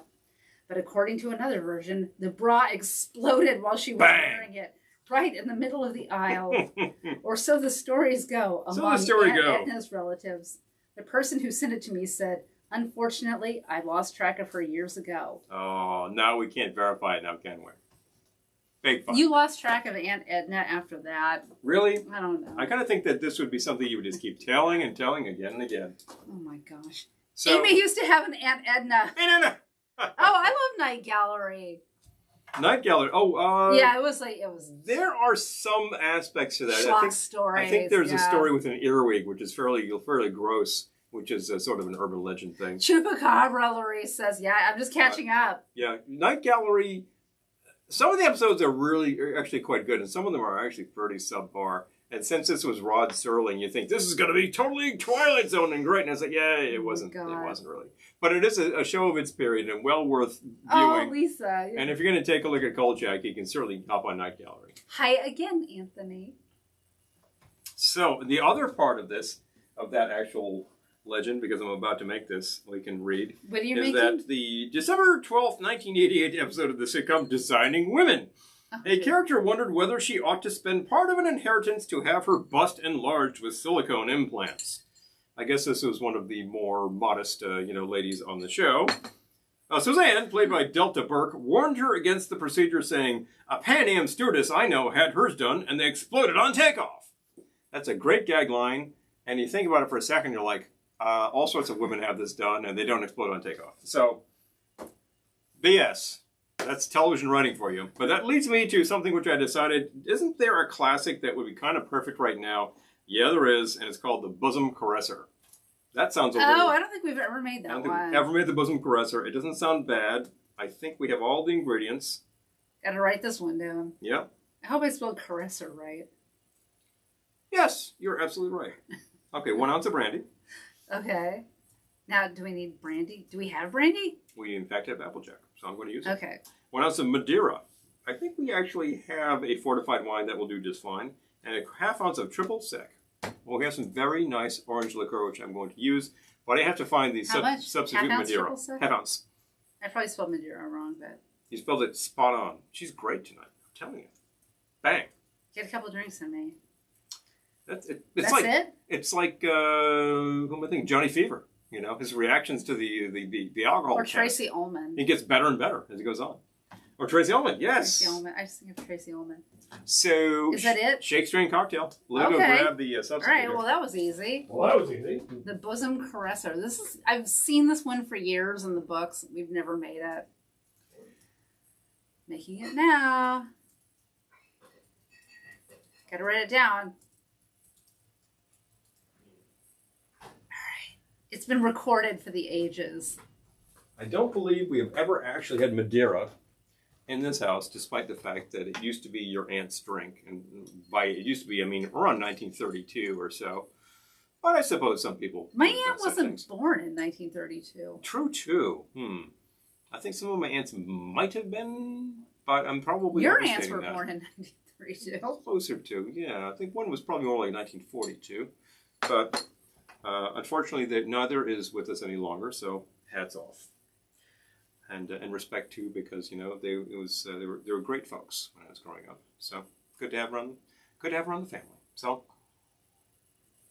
I think we have actually had that was a lovely tribute bottle of Amontillado in here, not a cask. Aww.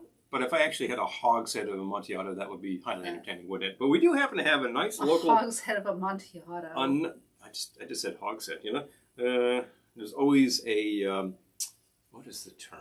I got to think about that for a second. We happen to have a nice New York State Ruby Port, and that is also a fortified wine. I think I'll go with it. This is from Brotherhood, America's oldest winery. So what the heck? Which happens to be like 20 minutes from here. Pretty close. So just saw the sign on the highway. So I'm going to go for it. I'm going for it, honey. That sounds like another legend as displayed in the movie Vegas Vacation. So no, I think that's European Vacation. Was it European? I'm going to go for it. Yeah, it's European. You're right. This is so true. Go for it. Vegas goes into different territory. There's in Vegas Vacation, you simply have the whole scenario: Rusty being the luckiest man alive and winning 5 cars. Laurie's cups of Madeira. Oh yeah. Good. What is a decent brand of Madeira? Because that's the sort of thing you could ask about, and I think nobody has asked your wine manager about that for about 50 years. I need a Madeira. Can you give me a nice Madeira? A nice Madeira. It's a very colonial sort of spirit. Why, yes, I can. It's like if you go into the wine store and say, "I'd like a nice claret." That's a pretty antiquated term. But there are some brands these days which are doing a claret. I believe that the Coppola winery does a claret, if I'm not mistaken. So we're going to do this. It's not exactly right, but it is close enough. And certainly at this point, I don't care. We're talking about urban legends. It's all BS. I can fake it and it will still taste good. So let's go. I feel like you should have that stitched on a pillow. I can fake it and it will still taste good. It will still taste good. We're definitely veering again into the R-rated territory, but that's the fun part of this show. We need, I seriously, tech people, how can we do an after hours room? It's like, it's VL after dark. We need like a guy in a smoking jacket. We need preferably not costing us $1 million. We need to get Java here, publisher of Bachelor Pad, in his smoking jacket. Rusty's sipping on some Harvey's Crystal Cream. We had that at one point. There we go. We need Java to be hosting this show. Hi there, welcome to Java's Bachelor Pad After Hours, you know? Boom. VLK After Pad. I could use the only brandy we have at the moment is, in fact, Applejack. We have already name-checked Jersey Devils and Mothmen, and let's not forget that didn't last long. Wow, that scourge of Puerto Rico, the Chupacabra. The Chupacabra. So we need 1 ounce of this business, right? Yes. You could just use your measures on the... I happen to have a nice measure right here. I actually do not have He doesn't like to do that. I don't have a 1 ounce measure on this. The lowest is 2. So... I just do half of it. If you're going to do that, you're going to have to do this. But it is actually accurate measures on these. I have tested these, and they're spot on. So there we go. 1 ounce of this, and we need what else? You need the... Oh, at Ohana. Oh my gosh, Marcy. Ha! Hello! I love it. What are we doing at Ohana? The after hours room. Okay. I love it. Let's keep talking, shall we? Offline. I love it. Zoom. Okay. What else did you have in there? The Madeira. The Madeira. Here we go. Or in this case, the Ruby Port. Not exactly the same product. This Madeira is more of a fortified wine. This is a fortified and sweetened wine. And but I think it'll do the job. Does it really matter? Nicely. The fact is I didn't have enough of another fortified wine to make a difference. This was unplanned, so... I'm going with the port, damn it. That's it. And Whatevs. And a nice aged port is one of those classic things in a snifter. So, wow, we're pretty low on that. Finally running low on that. Finally running low. And we need half ounce of the triple. Well, we happen to have a good... Grand Marnier. Orange. I'll just take the orange stuff. You don't want the Grand Marnier? No, not the Marnier. Okay. I think the port is going to completely motor over the Marnier, so I will instead go with a nice orange. I brought Grand Marnier, but the Patron Cintronge, which it's lovely. It's good stuff. If you're going to throw this into your Mai Tai, you could do a hell lovers. It's lovely. No, it's really good stuff. They also make a lemon, and don't we have a mango on this? The Bladenboro Beast. The what? I have never even heard of that one. Meanwhile, back in North Kakalaki. I need to... Damn it, Jimmy, we got the Bladenboro. Google that one. What's going on there, son? I tell you. It just makes you talking a hick accent. Since it's rainwater. I haven't seen that, but... You know, one thing I noticed when we were in New Hampshire at the liquor store is we have... I mean, this is a big duh. But, I mean, there are some brands from New England we can get here and some brands from here you can get in New England. But it really is interesting that the liquor stores up there have really a different lineup. So that kind of stuff is still regional because so many brands are global now. The big brands are definitely global, but there has been such an explosion in smaller distillers which is around great. the country. I love it. I call that all positive. Fabulous. And I regularly, in these episodes, recommend you find your local distiller and sample their products. Yes.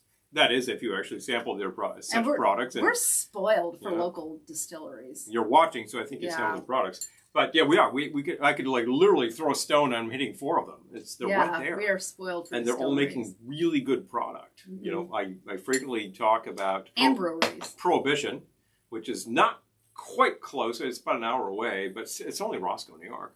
It's a great little drive up 17, and they're just a cool little distillery in the old firehouse in Roscoe that makes an excellent gin and vodka and whiskeys these days. And remember when we were talking about what else they might expand into, and remember the gent at the time saying, you know, people keep asking us about rum. And he's like, we like to work with local products. Do you see any sugar cane around here? But I said, well, but you do see a lot of apple orchards. And he said, yeah, we're thinking about that. There are some local Applejacks. Well, I just used some Applejack from New Jersey, which is, in fact, the straight apple brandy bottled in bond. Whoa. Hello. The real thing. Highly reputable product layers. That's probably the one brand that's still doing it the way they used to.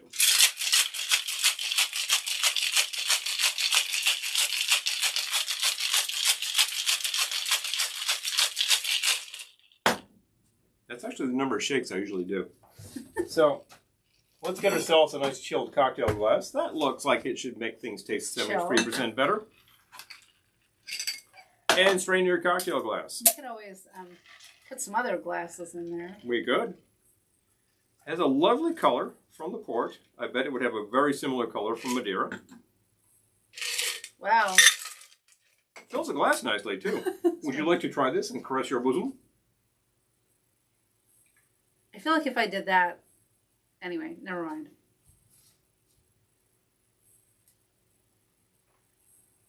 It's awfully sweet. There's nothing in there to sour it up. You're going to want to add some citrus juice to that. Madeira itself is considerably less sweet than port. I think some people would love it. It's actually good. It's really good, but for me, it's awfully sweet. It's just that side of sweet. You know something? Yeah. You're right about the citrus. No, I think a lot of people would enjoy it the way it is, though. Splash of lime or lemon, but lemon probably more traditional. That's lime. But lime will definitely do. I have... now let's try it. Let's start. There we go. Question from Peter. Could you grow agave in a greenhouse? I don't see why I don't know. A properly run greenhouse wouldn't do it. I'm a terrible gardener. We had our greenhouse That's much better. tent last year, and it got bloody sub-equatorial Africa hot in there. It was. Oh. Wow. It was a hot season. It really got roasty. We had to take the peppers out because they weren't happy. That's how hot it got. And peppers are like really tend to love a fairly arid and steamy climate. Yep. It's definitely better with the citrus. Loaded with citrus lime can just balance that right out. A lot of classic drinks are just a base liquor, a couple of sweet things. That's it. Maybe you like that. Go to town. I'm not going to tell you not to do that. Mm-mm. I still recommend against those drinks, which I call beach drinks, in a very tall sort of a cello cup arrangement with like sweet liquor, and then like a couple ounces of white rum. Oh, Larice, that sounds great. Sounds sweet vermouth and tomato dishes. Oh no, dry vermouth and potato soup. Those both sound great. That's a good idea. Yeah. Reminds me that little pamphlet that you were going off of for tomorrow's episode actually had something about fondue, and I thought about that. Yeah, haven't done that in a while. That's good. We'll have to do that. It's kind of a cold weather thing, but we're getting plenty of cool weather until we really hit summer here. We could do it outside. That would be swell. Yeah. By a fire. That would be just great. I'm going to go foraging for ingredients. Pardon me. Shall you? I'll be back. I'll vamp with the folks over here. So again, if they made this straight up as advertised, and you had the Madeira, and you had the straight brandy, and the triple, or the Curacao, I don't see a lot of difference between those two in this drink, then I think it would probably be slightly drier, but still you don't have any sour in there. We had a fairly sweet fortified wine, tossed in just a dash of the lime, and you could have used lemon, no big difference there either, and I think it just balanced it right out. It's kind of a nice thing right now. I would still think this is sort of a post-prandial thing, post-dinner thing, and bit of digestif going on there. If you decided, I'd like to try that with an Amaro, that would be very on target, I think. Sure, why not? And ultimately, it's fairly low alcohol. It's just like 1 ounce each of stuff that is not that high proof. Although I happen to use a fairly high proof brandy, but the port is much lower. So I brought a couple of things. Dry vermouth, when the recipe calls for white wine. That was your MO for a long time. Oh, yeah. Yeah, so true. I love to use dry vermouth. Sherry for cooking is a very common thing. Asian cooking, a lot of like Chinese cooking, Japanese cooking, we'll use the sherry. So it's a good thing. Big fun. So I need to find another. I need to find another urban legend to mix around. Yoink. There we go. I got to just scroll up because I think we had the exploding bra with the bosom caresser. Again, the exploding bra was all what? An inflatable bra inside an airline cabin. And I think there's this idea here that as soon as you elevate, that bra is going to inflate. It's going to expand. And I think, wouldn't that imply that you did not have a pressurized cabin? And if your cabin happens to be at altitude and loses pressure, I think the least of your troubles is the fact that your inflatable bra is expanding. So. All right, hold on, I'm just still scrolling. Jackalopes. Oh my gosh. Would Roswell be I just saw your comment, Peter. Would Roswell be an urban legend? Roswell is more of a UFO story. I wouldn't call it a legend as much as there was a definite report at the time that made the papers. There was information and evidence, and it definitely got sort of covered up. And the interesting thing is it disappeared for something like 40 years. It reappears in the early 80s when some journalist digs up all the information and says there's something here and goes from that. And at the end of the day, there's the story that made the papers. There's a cover-up story that the Air Force, what at the time was the Army Air Force, actually fed to the press. And then there's the legendary sort of story, maybe that's the component of that, which is your UFO stories. And then there's a perfectly rational explanation, which is why the Air Force was covering up in the first place. So number 2 and 4 actually intersect. And it has an awful lot... Can't read that one out loud. Has an awful lot to do with the fact that at the time, the base that we're talking about that was very near the incident was the only atomic bombing base in the States at the time. So there was a hell of a lot of secrecy kicking around. So obviously there were cover-up stories. But this is a good one. There's a bit of myth-making there, but basically it's more of a Men in Black story. Oh, that's right. I was going to do something about Men in Black. Nibs. Mibs actually feature very heavily in all of these yes, things. Ghost urban legend about Bloody Mary. Yeah. Yes. Area 51 is Muroc, and that's actually close to, but not exactly the same instance we're talking. Area 51, the government still does not actually admit that it's there. If we're talking about an area on a map in, I believe it's Nevada, this is where we have the Skunk Works. And the Skunk Works is a real thing. That actually is what gives you the U-2 and also the Black Hawk. The Black Hawk or Blackbird spy planes, which are, I think U-2s were still in use until the 90s. So, all right, I'm inspired. It's not just an Irish band. I'm inspired. I just have to let my spidey sense tingle. Big fun. Okay. I like turning 3 times through a mirror. Beetlejuice, Beetlejuice, Beetlejuice. Boom. There we go. I saw Beetlejuice on Broadway before COVID. It was fun. Bloody Mary. Bloody Mary, are we talking the Queen of England and Scotland, or are we talking Bloody Mary's chewing beetle nuts? Bally high. I'm going to get sued. I feel like we don't have Bloody Mary makings, do we? We actually do. Can you fridge that? I think I'm going to use this. Bin that if you would. Okay. No, don't throw it away. It's good. It's good. It's delicious. It just don't. It's lovely. Anyway. I'm still enjoying my bosom caresser over here. I'm working on the SO71 Blackbird. I'm working on the bed bug letter. Thank you, Lisa. Thank you, Doug. I love that this conversation is happening. Well, this is what we need an after-hours room, you guys, and we like to inspire the chat. I don't have time to figure it out, so I give if you someone else urban can figure legends. It out, free drinks for life. We give you urban legends. You immediately get onto cryptozoology. Free drinks for life. If someone can figure out the after-hours room. Cryptozoology leads simultaneously to all things. Basically, it leads to the X-Files. It leads to the inspiration for the X-Files. I'm spacing it now, for God's sakes, I just said it before. Kolchak. The Twilight Zone. And also, for that matter, the Outer Limits. Outer Limits was a lot more cryptozoology. I'm going in search of ingredients for my idea. Than all of that. And, of course, Project UFO. And let's not forget, In Search of. Bang. Now we're back to Leonard Nimoy. That's the fun part of it. That's what I like to call the fun part of the fun part. Because you just circle around. You're right back where you were. I've got it. Still enjoying this little thing. This is a really antiquated drink, too. I think this is probably an 1890s kind of thing. Oh, no, Devin, online. I'm not sure our town is ready for us. We're not ready for prime time, or they're not ready for prime time? Yeah, so I'm thinking online after-hours room that we can retire to and watch In Search of. Or John Waters films, or I don't know, whatever. Highly entertaining show. Watch that a lot. back in the day. We've seen some more recently. Some of them are a little 6 more degrees of Leonard Nimoy. Ah! Oh, I tell you. Xenobiology. Xenobiology. I love that I can't keep up with this conversation. Xeno warrior princess. So happy. Yeah, boom. Xeno warrior princess. Xena would not be a princess, but it all depends these days. All right. I'm going to call this one the bedbug letter. Oh, the bedbug letter is not.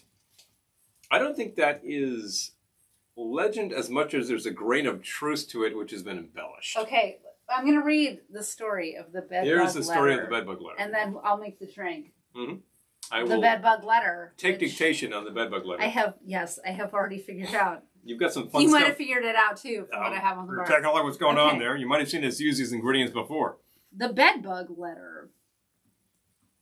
The story goes that an elderly woman found a bedbug in her sleeping berth on a train. Oh, a sleeping cabin in a train. She wrote a letter of complaint to the president of the company and, I would like to complain surprisingly, received a prompt answer.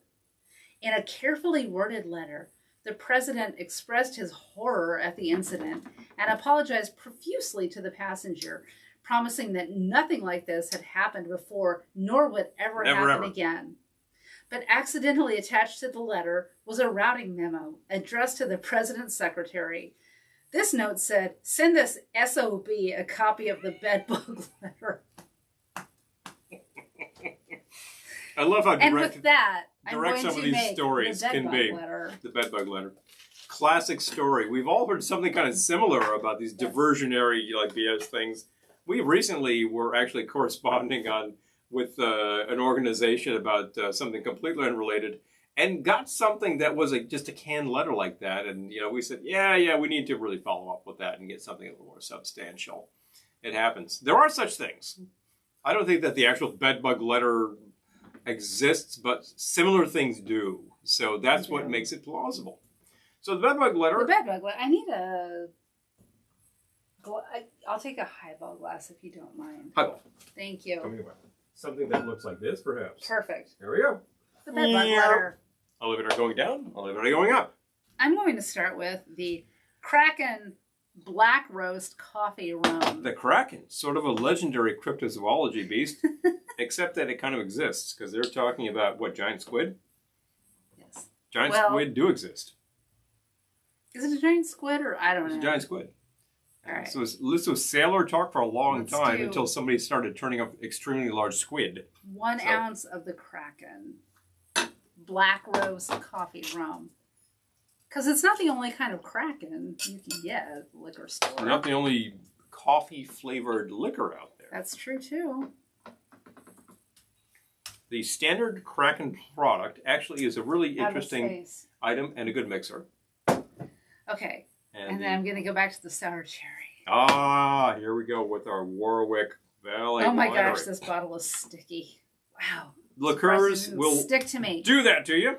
1/2 ounce sour cherry liqueur.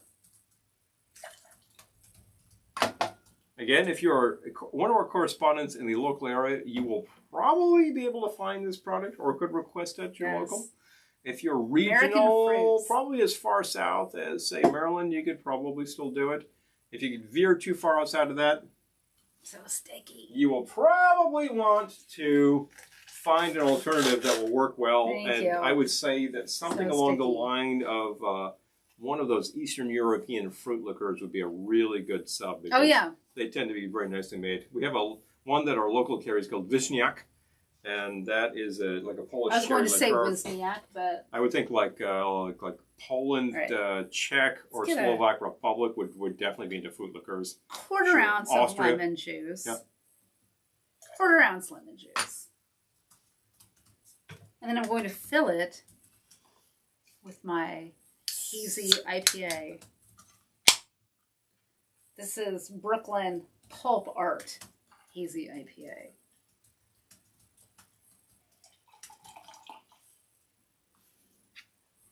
And there you have it. The bedbug letter. Bedbug letter. Did anything in particular inspire you to use those ingredients in the bedbug letter? Oh, yeah. Kraken. Oh, yeah. They had it on sale in New Hampshire. That was kind of We didn't buy any, but I thought that was kind of cool. That's an interesting autocorrect on your post, which is kind of crazy. But I see what you mean. That okay, I'm going to stir it. It's a widely distributed product that actually is really great to have on sale. Do you have something I could... I have something kind of perfect right here. Thank you. Zoop, zoop. And there you go. Let's try it. Bed bugs not only exist, we heard about them when we were young, but they really come back in a kind of a big force in recent years. Some of us have experienced them firsthand, which I'm not going to name names, but boy, not fun. Buy some vodka from home. How common are cocktails with IPAs? I think it depends on where you go. I don't think they're super common. We've made a number of cocktails with beer. I believe in beer cocktails because I like some bubbles on top, and beer is all over the place. You've got these Pilsners, which are like fairly neutral. You've got these IPAs, which are fairly aggressive. But all the flavor notes in an IPA can play very well with this.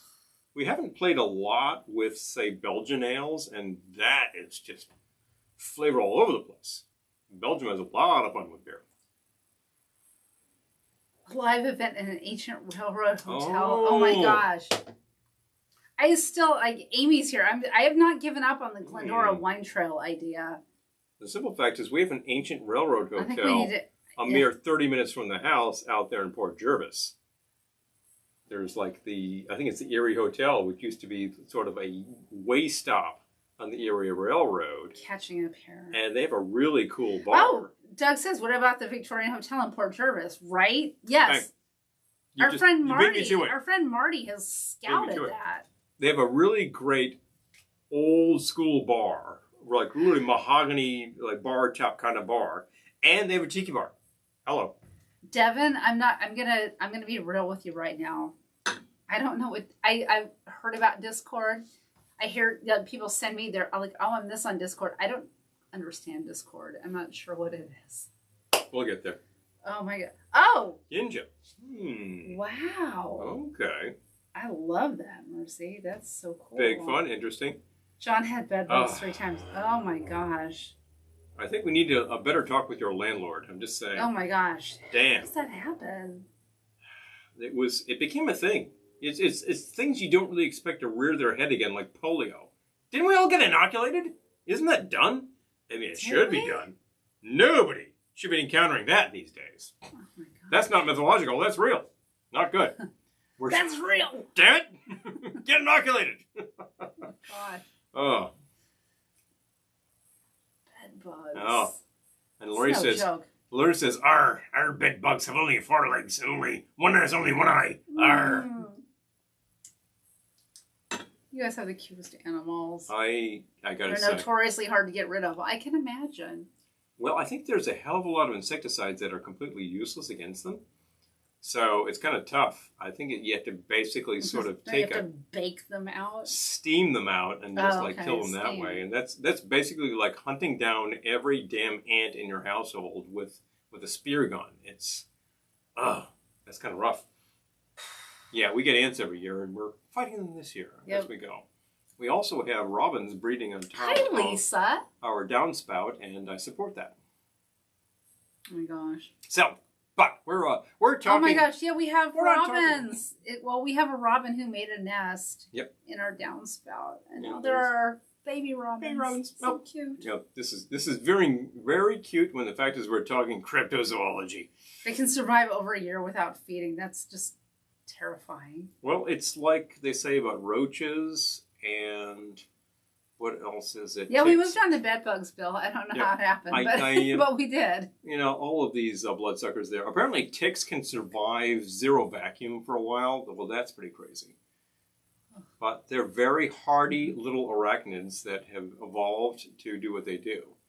All I can say is, if you are going for a walk in the woods, get some repellent and then check yourself afterwards, because nobody needs Lyme disease. That's real. Okay, we moved on from bed bugs to ants to ticks. Nothing terrifying about this. Oh, no. Ants! Remember last year with the murder hornets? Yeah, no, that's actually fairly terrifying when we start to think about how many crops in this country are pollinated by honeybees. I believe in honeybees. Errol's coworker had them cost thousands to set up tenting. Oh, my God. That's just... I'm glad we're insured. That's all I can say. I mean, not that I expect to get bed bugs. We don't have that many people coming to our house. That's like getting rid of asbestos. And I start to think, if it's your elementary school, you got to do it. But if it's your house, I think, how much of a problem is it? You know? No, leave it alone. Just This house dates from 1938. The outside of the house, the shingles are asbestos. I think, leave them alone. Just don't touch it. It's fireproof. The cicadas are coming, Julie says. Yeah, they are, seriously. And no one gets out of here alive. We've gotten into real bugs here. We started with chupacabras, and away we go. Jersey Devils and all that. God. I made a drink with Jersey Lightning because I really thought we had to represent New Jersey, because that is our local cryptozoology right there. Yeah. Oh, no, Maurice, wow. To take the mattresses out in the sun. We went to rifle range. Oh my God. Well, you are engaging in your rifle practice. Your actual mattress will be disinfected. Oh my God. Hilarious. They're right, Lisa. I don't want them either. No, thank you. Not going there. No. Not going there. It was a big thing with hotels for a while, and you had to really take a look at. There were whole sites dedicated to, is your hotel infested with bed bugs or not? You know, bed bugs or not? And oh boy. Things that you did not think you were going to have to be concerned with in the 2000s. And here we are, thinking about them. Crazy. We know the drinks is, Lisa. Yeah, well, it was good. It was good. Yeah. It was good. I have the bed bug letter. You do indeed. We may need to find another legend. Might have to do another reading. Inspire a drink. I know the readings are so inspiring. Inspirational reading. Another inspirational reading. A reading from the book of BS. The Corpse in the Cask. Oh, no. Although, you got that port handy still? Yeah, I do. The Corpse in the Cask. How gross are we talking? It's cannibalistic. Oh, Doug says we live in a forest. Bugs are our neighbors. Oh, yeah. Seriously. Wow. Conversation with a doe, a deer, a female deer. Ah! Oh, boy. Doe, a deer, a female deer. I can see that. I can see her having a conversation with a doe. And a fox. Let's see if I can find the Bosom Serpent Legends. I just made the Bosom Caresser.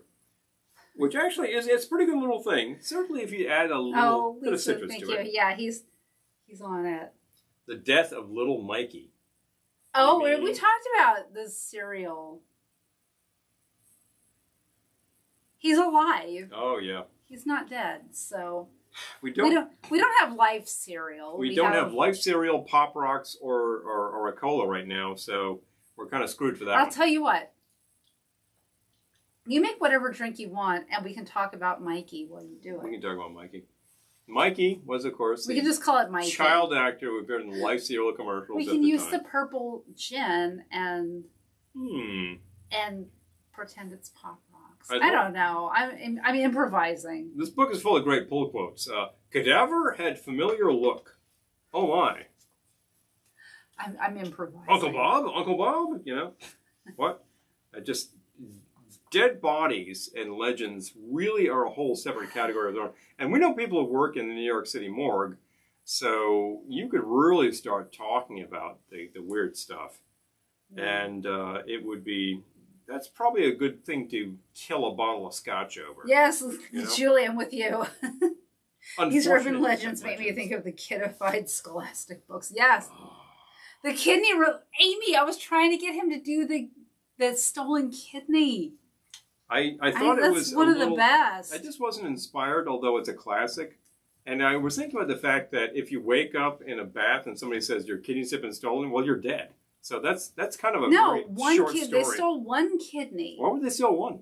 Steal two? Because you're not dead. If someone chops out your kidney in a hotel room, you're dead. But theoretically, they could take one kidney and you could survive. Yeah.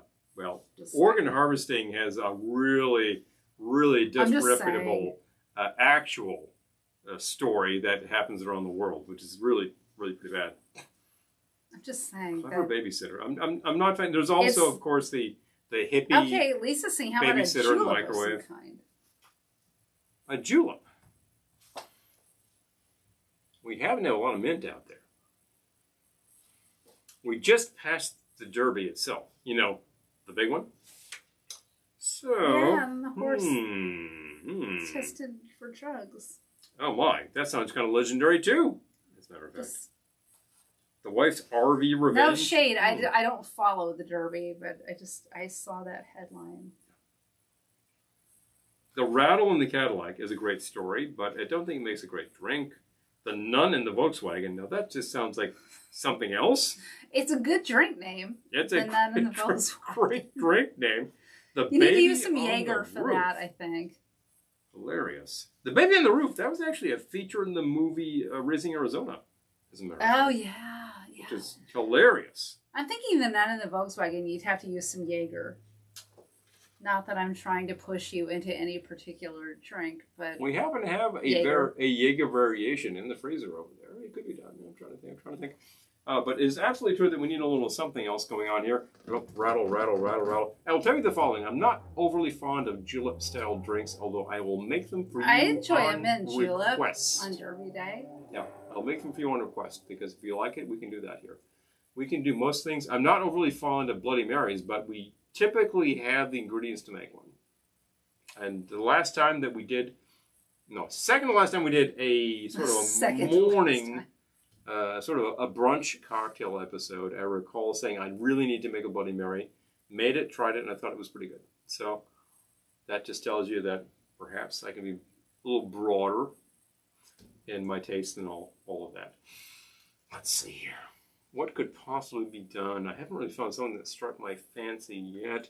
There's all sorts of legends. There's all sorts of myths. There's Mythbusters actually bust. I was behind the nun in the Volkswagen. Nun in a bug. Yeah, we've officially come full circle. And boom. Oh my gosh, Lisa. Yeah, seriously. Truth will always trump fiction. So the stories that people make up are because people need to make up stories.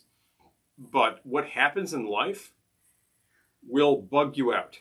I think if you talk to your local policeman, if you have like any friends who are part of your local police force, funny stories will happen. Or if you're part of your local police force. If you're part of your local police force, yeah. I can't even imagine. You know, at 3 a.m. when you get that call and you check it out and you say, "What is happening here?" That's life. Life will especially around here. Always trump fiction. Yeah. Well, around here, I think the basic crime is embezzlement. I don't know why. And people never embezzle a really substantial amount. It's always like $50,000. What, are you going to live in Brazil for the next 40 years on that? What, are you out of your mind? Jeez. Stupid. So, let's see what I could possibly make here. There has to be a thing. We happen to have a good half can of that IPA over there. I could probably do that kind of thing. No, and I could get you another beer, but... Well, I guess we don't have a half a can, as a matter of fact. You want another IPA? And the simple fact, I am reclaiming that word, so here we go. No, we happen to have a thing behind me that I might use. Let's see what it looks like. This is sponsor beverage, Lavender Lemonade from Lee Spirits, which we actually did receive. Oh, Devin follows the police scanner. Our neighbor used to do that. Yeah, that's true. He was also a ham operator and a lot of things. I couldn't figure out how to do it. Curious, but I love a true crime story. But when I was about a beer julep, oh my gosh, beer julep. Well, I could actually be inspired to find all the ingredients to make such things. Busting this one away. We have to find an urban legend to hang it on. We need a decent julep glass. Wouldn't that be a pewter glass or something? If I had a sort of a silver chalice, I'd be very interested. Perhaps something that looks a little more like a standard Collins glass. Let's see what we got. Oh, here. That guy? Chimney. I'm thinking a little shorter.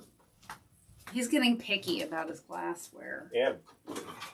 We have a glass that says Collins on it. Yeah, we do. That's a Collins glass. That's an old glass. We also have this guy. It's in there somewhere. Which is a fun glass. That's definitely a Collins. But I think if you're going to go for it, just find the one that says Collins. He found it. Sure, he found it. He wants a Collins glass. He found a Collins glass. This is about the right size for a Jill glass. I want to wash it first. Yeah, I recommend it. It's probably a little dusty. Probably. Dust gets into everything in this house. Beer julep. He's reclaiming his beer. There's more beer for him if he would like. All right. Step number 1. Got to go find some mint. Be right back. Oh my gosh. Not so fast. It's Grand Theft Auto where they live. Yeah, no, we're in big like Oh wait, okay, hold on. I gotta catch up. John says my friend Vince knows a cop who said the most accurate cop TV show was Barney Miller. Ah! That's hilarious. Barney Miller is really funny. Around here, I mean, I only know what I read in the papers, but there's a lot of embezzlement around here, and it's stupid embezzlement. It's not people who. It's not like people who manage to funnel millions of dollars out of a business. It's like people who work at the dollar store and they're supposed to make the night deposit, and then they would pocket the money, so they came out with like $87 or something. It's nuts. Also, insurance fraud. Oh, Amy, yes. The court jester. I understand that reference.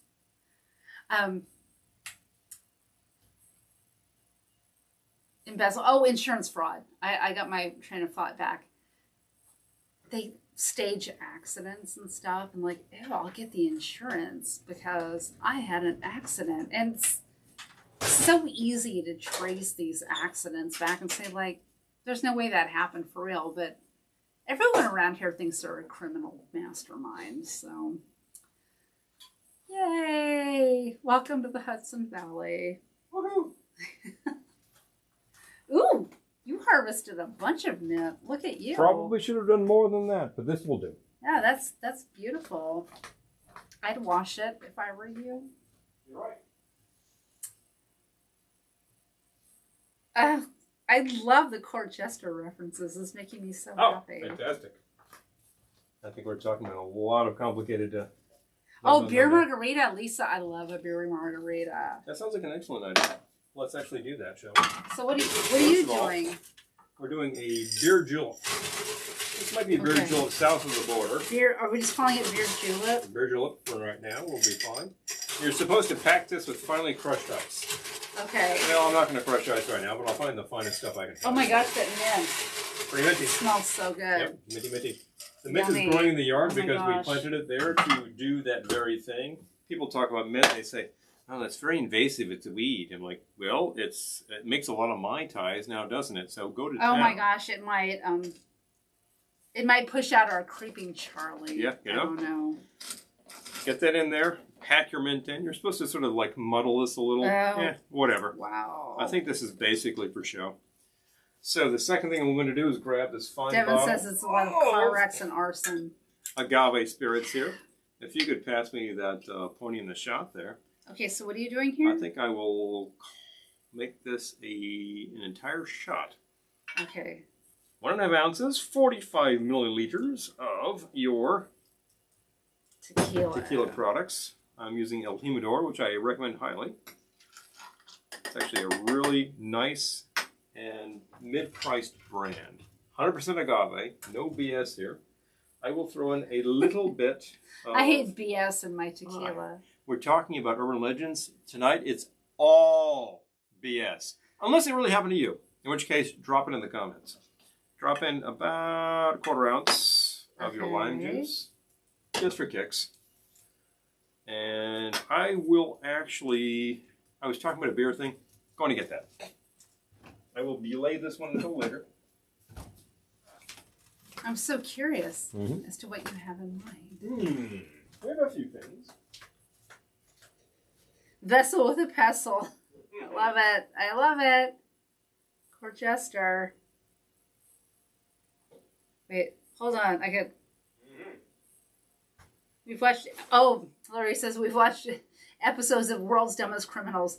One where a husband tried to kill his wife by poisoning the office water. I think I saw that one. He killed a woman who wasn't his wife. Yeah.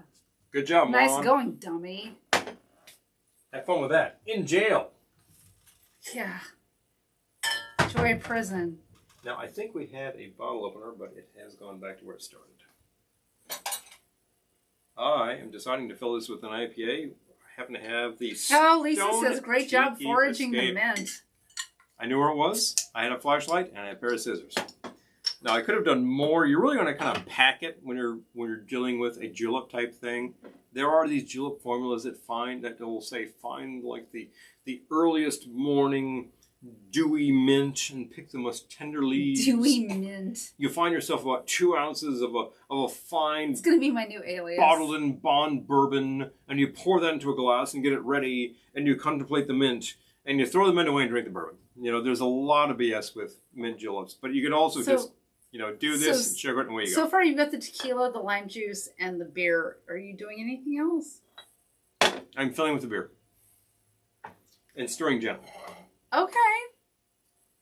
I will see if this actually does the job. This is your basic. It's a little basic. Kind of a beer gritty kind of thing, but with the mint, which is a little different.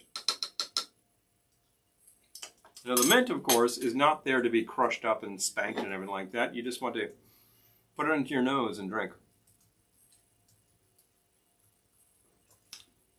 Put it to your nose, not into your nose. Well, it might eat something else, but actually is quite nice on its own. Okay, hold on. Please. Gotta get it down for the record. Please. All right. That is absolutely true. Take this guy back into stock. It's actually really good. I'm enjoying it. Yeah, it's a simple thing. 2 or 3 ingredients kind of thing. No, you know what? I think it's good. Mm-hmm. I think like the morning dew of the mint. Oh. The catnip and the catgrass. Let's go! I get out of the house! Ah! East Coast people in your mint. I know, like. You know? It's nuts. We have to wait for it to come in. Oh, World's Dumbest. I love the World's Dumbest, Lisa. It's so good. Danny is a real classic because he has done it all. He has actually, his classic quote was like, I was out there, like, fan came up to me and said, hey, could you autograph this? And I just, like, leaned on my car and autographed it for him. Like, God didn't know that I was actually going to be sleeping in that car later, you know? He's been through all these sorts of things. Been through an extremely successful TV show and then years of being that guy who was on that TV show. So I think that he's pretty straightforward. He's done some pretty whack stuff, but he's kind of a funny guy. Oh yeah. Roll the mint in your palm and pop it in. It still releases the mint. There are those who insist that when you're making the Mai Tai cocktail, you have to spank the mint. Now, we've had a Mai Tai a number of times at an actual Trader Vic's, and I've never seen anybody spank the mint. And Vic, in the original formula, just says, garnish with mint. So I recommend not spanking the mint. A lot of other drinks, you might want to spank the mint. Well, I just don't think it makes... I mean, if you want to spank the mint, do you? I think that's a lot of showbiz. At the end of the day, all I did was pack the glass with ice, insert the mint, and then assemble other ingredients. Everything gets cold. It's a beer garita kind of thing. Margarita. With a lot of ice. You don't have to use the ice, but everything else has to be very cold. Ice would actually also help with keeping this to be on a fairly even keel and make it a little more of a session. I guess my phone is still okay because we're still here. The broadcast hasn't died. So I think it was the cable. Yeah, I guess the sadly, because I hate to think a pink cable wasn't working. No, tell you. Oh, one game day, I saw Paul had arrived while I was playing a game, but 20 minutes later, I realized he hadn't come inside. He had set up the electric grill and was cooking Spam. Technically the gas grill, but hey, same effect. I did, in fact, take a gas grill, and I was grilling Spam. Oh, my gosh. And then when it was ready, I brought it inside, and where were you? I was like, I was making food. No, I know. The gamers wanted to get right down to it. Avocados, right? Doug, I'm with you. Any area where I could grow limes, lemons, oranges, avocados, guavas, you know, anything that you could possibly use, passion fruit in your drinks is a real benefit. And the whole concept of a greenhouse where you can just make that happen year round, it's like, it takes some work, particularly in the Northeast. Oh my gosh. The plumeria. Oh my gosh. That's lovely, Marcy. I'm envious. Oh, wow. Yeah. I am envious. Yeah. Big fun. Yeah. We can't grow. Well, I was about to say we can't grow anything. We can obviously grow mint. Clearly the mint works fine and we grow plenty of weeds. We can grow rosemary. The simple fact is that hot peppers do very well back there.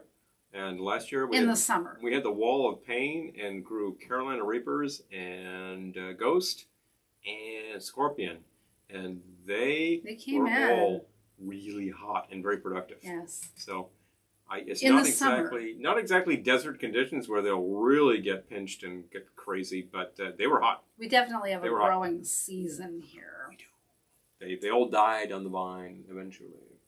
But we tried like hell to keep them going. Oh. Hilarious. Oh, well, there's always great stories about such things. I don't mean to dominate somebody else's kitchen, but I also like to say, hey, I'm your guest. I'd like to make you relax a little bit. Sit back, have the Madeira. You know, I'll take care of all this. I don't like to dominate your kitchen, but step aside. Step aside while I take care of these things and just enjoy life a little, you know. Nobody needs to wait on me, per se. You know, if you like to do it, fine. But, you know, I like to give back a little. So, as a guest, says, I think your neighbors are growing something. Well, I wish your neighbors were that entertaining. We were smelling something, and I will tell you, last summer when we were in the pool, one of our neighbors is definitely igniting something. It was distinct, and it was repeated. I might know who it is, but they're a little far, so I think it's somebody a little closer than that, and I don't know who it is. And at this exact point in time in New York State, you can light up all sorts of things, and there are no consequences. So, oh well, there you have it. Yeah, I know. Well, there's no one over here. Mm-hmm. Apparently, there's an offer on this house that it's taking its time. It's taking its time. On this side, it's just the entertaining neighbors we sometimes talk about. Yeah, all sorts of fun. Sometimes interrupts broadcast, particularly when we're in the tiki room and you can hear stuff. Oh my gosh. Yeah. If their dogs aren't barking, they're screaming at each other, which I would say it was terrible that they're screaming at each other, but they're evenly matched. I'll just leave it that way. That's just life. Yeah. You know? We don't hear about anything that would require the police. Yeah. Lori says we have a pot-smoking neighbor, too. Okay. What did we do with the Ghost and the Reaper? We still have some, actually. I took the Ghost and I think the Scorpion and made a sauce out of it. And it has just been sitting there aging. I need to crack that out and check it out again. Yeah. I found a recipe online and tried it out. I think this is something that Laurice would be interested in or has already done. Because you have worked with such things and you have called it satanic. We still have some of your Satan sauce. Satan sauce is good. Wow. It's kind of burn that John would really enjoy. So yeah. I have worked with ghost pepper powder before because you found it at Calusian's. And I've made the hot daiquiri, which is really a slow drink. But we actually have some dried ghost pepper that we grew, and I really should kind of grind that up with a gas mask and put that into a thing and try our own. Gas mask. And see what's what. Yeah, it reminds me, there's a restaurant that's sort of foul, which is just hot and things. Indian kind of thing. It looks really insane. And the cook is wearing a gas mask because you can't otherwise. It's ghost pepper, among other things, is a weapon used by the Indian Army, so we bear that in mind. It's a nice burn. It's also to be used in really tiny quantities. It is very, very awfully hot. If you have any sensitivity to these things, you need to stay away. Yeah. I will actually put that. The Federal Communications Commission insists that I make that little warning. Well, but they should. We both love really hot. We're both really into really hot, but Sometimes you just like inhale the wrong way or something when you're doing just and you're just sneezing your brains out. Definitely sneeze, and I have actually just roasted garden variety jalapenos on the grill with the seeds, and they're just wicked hot. And I think, wow, and that's just jalapeno. You've done it in the house. Yeah. And then like you have to open all the windows because it's just your eyes start to water and it starts to vaporize. It atomizes all of it and is right there. Oh, yeah. Oh, Man versus Food at Brick Lane. I know. I saw that. Yeah. Yeah. The cook's got a gas mask on, and this guy is supposed to do a food challenge with this stuff. And he does it, and he's just like suffering for 10 minutes. I would take a bite of it. I would try it. I would try it. I would try it. I mean, it's probably You're the one who tries crazy. the Vindaloo and says, bring on the heat, Yeah.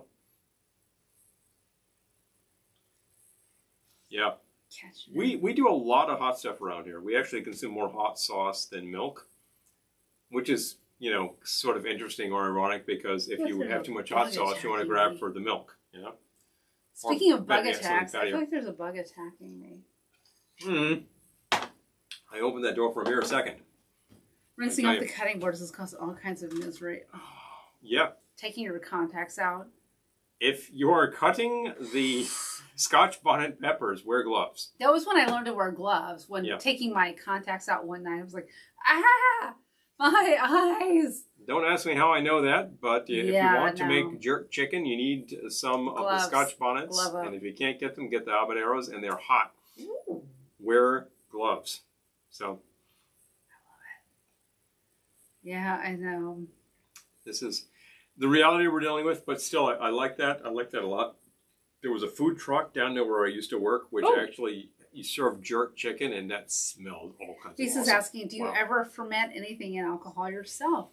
We make, we do, actually. I don't know about ferment, but we do. We infuse. We'll that's what I'm looking for. Because the alcohol will actually draw off the flavor, so we definitely do that. Yeah. What I was describing with the ghost pepper was you take a couple ounces of some 80 proof, and you put in just a tiny pinch of the ghost pepper powder. You want to handle that with gloves, seriously. And you just let that infuse for a while.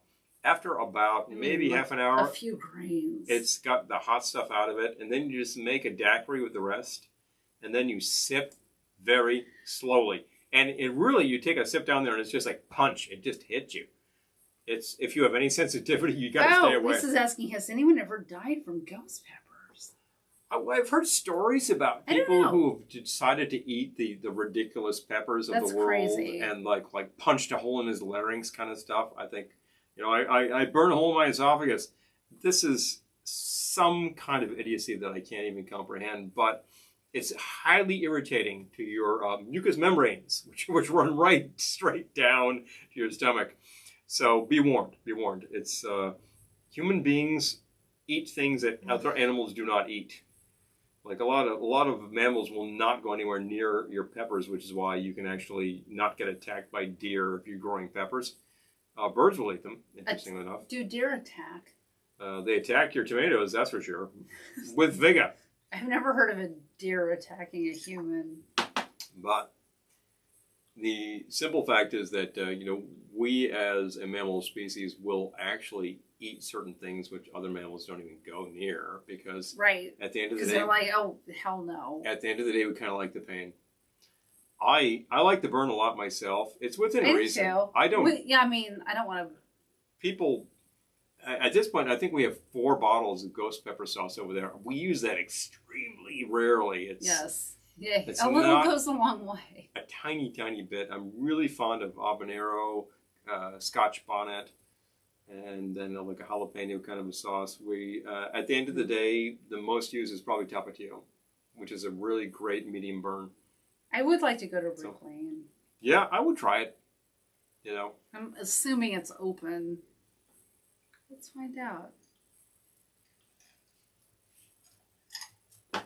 If you were to decide to eat like a passel of ghost peppers, like more than one, like say, I don't know, a quantity like 2, that could potentially really irritate you into a sort of an allergic Okay, they're reaction. Open. It looks like they're open. Hey. All right. Brick Lane Curry House. It's a classic. I would do this. They have They're not just in New York City. They have other locations. They're Upper Montclair. Hello. Other location. There are, because I guess they have 2 locations. They have 2 locations. There is a Upper Montclair and substantial Indian American population in New Jersey. We've actually been through parts of it. And I think it's highly professionalized and has some really great restaurants. And so they decided to do the fall, huh? Yeah, it's a dare. I would try it. I would try it. I kind of stop at Vindaloo in terms of hot because I like that level of hot. But you probably want to give the fire brigade too. Julie says my brother was running on. Wait. Okay, turn a corner. Oh, bang! Ran right into a deer. Oh my gosh, that happens around here a lot. Actually, we have a lot of deer. We have plenty of such things. We do. We have a lot of deer. Sweet potato leaves. Oh, so they'll kill your sweet potatoes. Dang it! We had some stuff. Sweet potato leaves. Oh my gosh! I think we had pumpkins or squash growing back there at one point that was just from the compost, and it put out a ton of leaves, and something ate it all. Probably the deer. Crazy. They're around. Yeah. Okay, well, if that's the offer, then I can definitely dispense your bottle of Ghost. Hey, Gary. Marvelous. Mythbusters probably has attacked the myths about hot sauce at some point in time. Because I'm sure there's all sorts of things. There's all sorts of challenges. Although with Men vs. Food, he's really eating the food. So that's less myth and he stopped doing it. More dare. Yeah, I think he burned out his esophagus and decided to I think he decided that it wasn't good for him, so he stopped. Massive quantities of calories being consumed like that wreak a little havoc on your pancreas. So he decided to live instead. Eating challenges I don't blame him. Are a little icky. I suppose there's people who train for it and do it, and okay, it's another sport. In this case, a spectator sport. Just thinking, I don't even remember what the show was, but we were watching a show about people training for eating challenges. Oh. And I just remember the quote about the guy who was trying to pack more meat into his already meat-packed mouth. We're just like, oh, this is so disgusting. This is disgusting. It was terrible. He was ill-suited to the challenge. Wow, okay, so it says he knocked himself down and the deer walked out. Well, I'm glad to hear that the deer was okay. They're fairly hardy, you know. Their major competitors are things like wolves and fox and all that sort of thing. We've had people actually cancel appointments on us saying like, oh, I hit a deer, I won't be there. So yeah. Okay. If you did, then take care of your car. A lot of deer around here. Wowie zowie. But yeah, the pepper sauce that we made has heat.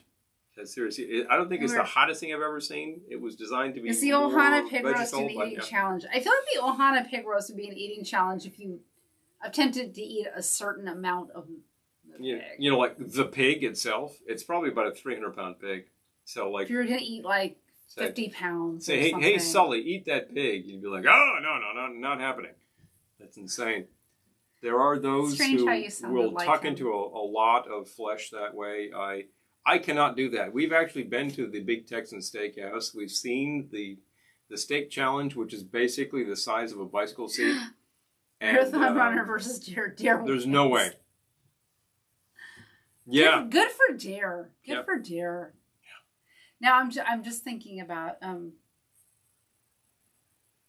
we went to Big Texan Steakhouse, I was thinking like my brain went 2 different ways. Yeah, Canadian Food TV was there. And they had 2 guys and there was a sign on the door that said, if you come in, you might be on TV. We're like, okay, whatever, shucks. I don't care. But, that couldn't hurt us. So we saw 2 guys tuck into this challenge, and they tried their damnedest. And they failed. Food won. They failed. It's a huge hunk of buff. We actually got a much more reasonable side of beef at the time, and I did finish it. And I said, hey, I feel pretty good. And then because it was much more reasonable. And then I tucked into dessert, and that's when it kind of hit me. Oh, Lisa's saying, what's the strongest cocktail you can serve? Like, by law? No, I just think she means, like, or Uncle Buck's steak. Are able to because of what we have on hand. I'm thinking the strongest thing that we typically serve up here is a mixed drink And what is the spiciest? Okay. The mixed drink is probably one of the Don Beach zombies. And that will be served inside a chimney glass. Could be a Collins glass, but just go for the real thing. Go for a zombie glass. Don the Beachcomber zombie. That's definitely good. I was just thinking like anything that's pure booze, like a martini or a Manhattan or something, but at the end of the day, it's not that strong. But I'm thinking that zombie has overproof, so you get two ways to go. If you actually like take a say martini cocktail glass and say, oh, that's a cocktail glass, that's about a 3-ounce pour, right about there. Right. But we have friends who have bigger glasses. Yeah, bigger glasses. If you have a fishbowl and you serve a martini, you're drinking like a 750 of gin. Still has some Everclear. I think we did finally use up our Everclear. But I saw it the other day in the store and was like, We didn't get it, but... Everclear is great for flaming drinks. If you're like, I have the tiki bowl, I want to have the reservoir. Seriously. Because it will ignite very easily. You can ignite brandy, 80 proof, but you have to warm it up first. I think spicy drinks. Spiciest? Spicy. Probably, as I was announcing, if you just infuse some ghost pepper powder inside some alcohol, and then just make something like a daiquiri out of that, that has a really heavy punch. And by punch, I mean you take a sip and bang. I'm thinking if you weren't going to infuse it yourself, the Ancho Reyes Verde is a good one. That's nice and hot, Yeah, Ancho Reyes Verde liqueur is good if you want to create some spice in your drink. The company has Verde and Rojo, so you could try both of those. They're both recommended. Very good stuff. I love it. It's got some good heat. It will not knock you on your taster. It's got good heat, not bad heat. It's not a weapon, as is ghost pepper. But I've dared to try the ghost pepper in that context, and I will say, if you do that, and you're warned, you have to take it slow. It's not a shot. Oh, volcano bowls. I love a volcano bowl. Yeah. The bowl with the reservoir where it's flaming, that's so just good. Special effects. The best, strongest mixed drink. I would say a zombie. The fog cutter is actually a pretty strong drink. I don't feel like that's that strong. There's a lot of booze in there. I mean, you don't want to have 5 of those in a row. I don't feel like it's strong. I feel like a zombie is stronger. The zombie properly made probably edges that out in terms of actual like IBUs. It's pretty strong because it has, I think, a full ounce of 151 in there. And then, like, there's a lot of other zombie formulas out there that are like, oh, like 1 ounce of 151, 1 ounce of 123, 1 ounce of 100 proof. And just like throw a lot of booze at it and see what happens. Don Beach actually put some high proof and then a couple of lower proof things in there. And then a lot of other flavors. Ultimately, his original formula, if we can take that to be the truth, is fairly simple as Don Beach drinks go. But then he mucked around with it. And there's one that he published circa 1950 and then 1956. They're all different. Yes. They're all strong. I'm very fond of the 56 zombie because it has maraschino liqueur. Oh, Betty's saying Long Island iced tea. I could see that, actually. Not that strong. Well, no, I think it depends on how you make it. Not that strong. The original formula for that is a half ounce of 4 liqueurs, which is half equals 2. Doug says, Ray and Nephew overproof with some Stroh's over absinthe has a kick. I can see that. I could believe that. We were hearing about a punch recently that was Shasta Tiki Punch and 151. Painkiller. That'll knock you. Painkiller depends. If you actually go to the restaurant. Yes. In Annapolis. Yep. And you ask for the painkiller. It comes in different strengths. And if you ask them like, because buzzers, like, what's the difference between like painkiller 1, 2, and 3? And the waitress will say, well, how much pain are you in? Which is hilarious. But they just add more booze. The painkiller itself. Well, it would be a great drink for those of us who are 50 to 55 years old. Okay. Do you want a tropical drink or an up drink? We can always do some like boxed wine, you know. That's a lot of people in that age group just stick to their boxed wine. I love that. This ended up being pretty good. I'm not a really huge fan of the julep kind of thing, but I like the presentation. I like a Collins glass with the mint hanging out, and it's really just sort of a beer burrito. You could do a lot of different things with that, too. Oh, yeah, Lisa. Oh, my gosh, that would be good. Yeah. There are a lot of ways you can make a zombie. I recommend checking out the Jeff Berry books to find some reputable ways to make a zombie because they end up with a very balanced drink. Yes. And you want to, if you have friends who are not that familiar, you want to warn them that it will not taste like a lot of booze, but it is a lot of booze. Yeah. Ultimately, it shouldn't taste like a lot of booze. You don't want to be having like 151 shots. That's way too heavy. But you want it to be a balanced drink. Which is what we try to do around here. We made something earlier that was a little sweet. Added a little bit of lemon to it. Even it right out. But definitely. So. Lisa, I always go for the classics. Yeah. No box wines. Something mid-century. I was about to say, I always go for the classics. Okay. All right, then. I'm definitely thinking, let's see. I always love a classic. Well, if you want something in a cocktail-sized glass, your classics of Martini and Manhattan are hard to beat. Right. And margarita, you can make them pretty strong. Yeah. A margarita is basically a sidecar with tequila. It's very simple. I was going to say sidecar. Sidecar is great. Jack Rose. Yeah. Jack Rose is a classic. Jack Rose great delicious. Drink. Yeah. That's what you do with your Jersey Lightning. Yeah. But definitely. If you want something that's more of I need a tall drink with a lot of stuff. I don't like these cocktails. I want a big thing with some soda. The Moscow Mule is a classic. Singapore Sling. Hard to beat. And you can make that with rum, too. I would do a Singapore Sling before I would do a Moscow Mule. I'm more fond of a Sling. And the Singapore Sling has a lot of variations. But again, find yourself one of the Jeff Berry books. It'll tell you a pretty good way to make a Singapore Sling. Collins, yeah. I would do a Singapore Sling before I would do a Moscow Mule, is what I meant to say. Yeah. Oh, college shot. Kamikazes. Isn't a kamikaze basically like a Mai Tai shot, but with vodka? I mean, am I right? I got to look that up. Let's see. I got a book right here. This version of Mr. Boston has shooters, so I can find a kamikaze in a second.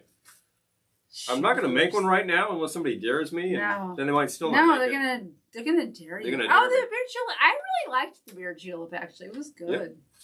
Yeah. I've made a lot of drinks that look like that without the mint, and the mint itself just adds a lot of special effects.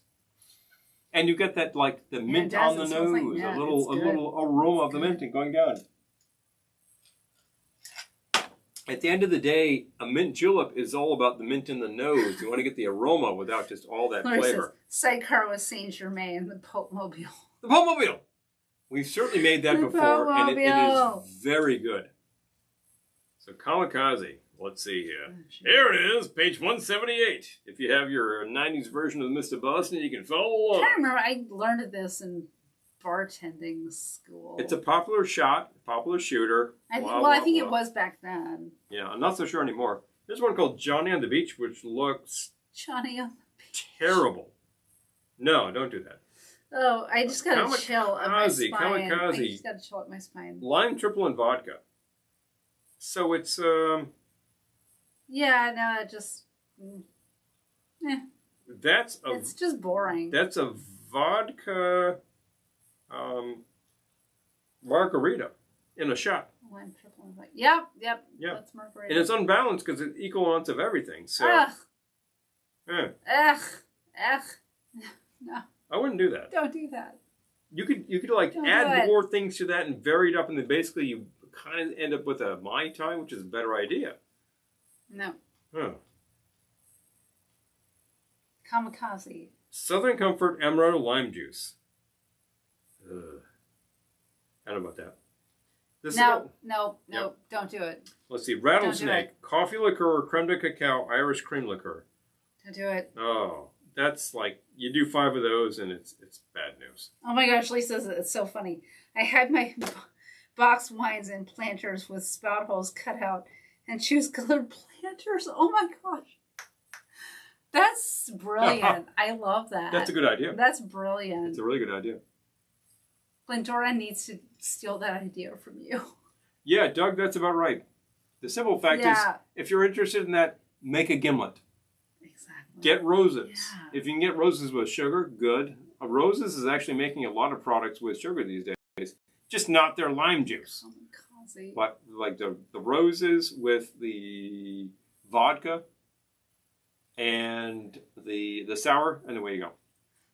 Errol's still happy about the fog cutter. He says that's what he was about an hour after his brother had a big meal. Southern Comfort and lime juice. I know, right? Yuck. Lime juice improves Southern Comfort. No, seriously, it's a good idea. Oh, Lori's made the rattlesnake. Okay, you got to drop the link because I somehow missed that. Now, was that the rattlesnake? There's the rattlesnake that is basically stout. No, not stout. Stout and cider. Stout and cider rattlesnake. Snake bite. Snake bite. Snake bite. Bang. That was snake bite. So, that's true. That's actually very good. That's a great beer cocktail. I love it. Give me some cocktail history there. I there love for the you hiding the folks. wine boxes and planters. That's hilarious. The 3-layer drink. Oh, yeah. You got to drop the link. How did I not see that? Hilarious. Do we have that here? Well, let's see if Mr. B will actually come up with the rattlesnake. Okay, 179. Oh yeah, that is a shooter. Uh-oh. Yeah, coffee liqueur, creme de cacao, Irish cream. We do not have Irish cream at current, so I couldn't do that. Although, coffee, cacao, Irish cream, that'd be a dessert. Dessert drink. I could see that as a dessert. Dessert shot. I wonder if we could improve the kamikaze. It seems like it needs to be rehabilitated, I'm just saying. No, okay. It's just like a brass monkey. Uh-oh. You know, it could be better. He's going to try to rehabilitate. I must go somewhere and figure this out. Be right back. No. Oh, no. He went away. Wait, which one are we doing? The kamikaze? Yeah. He left. All right.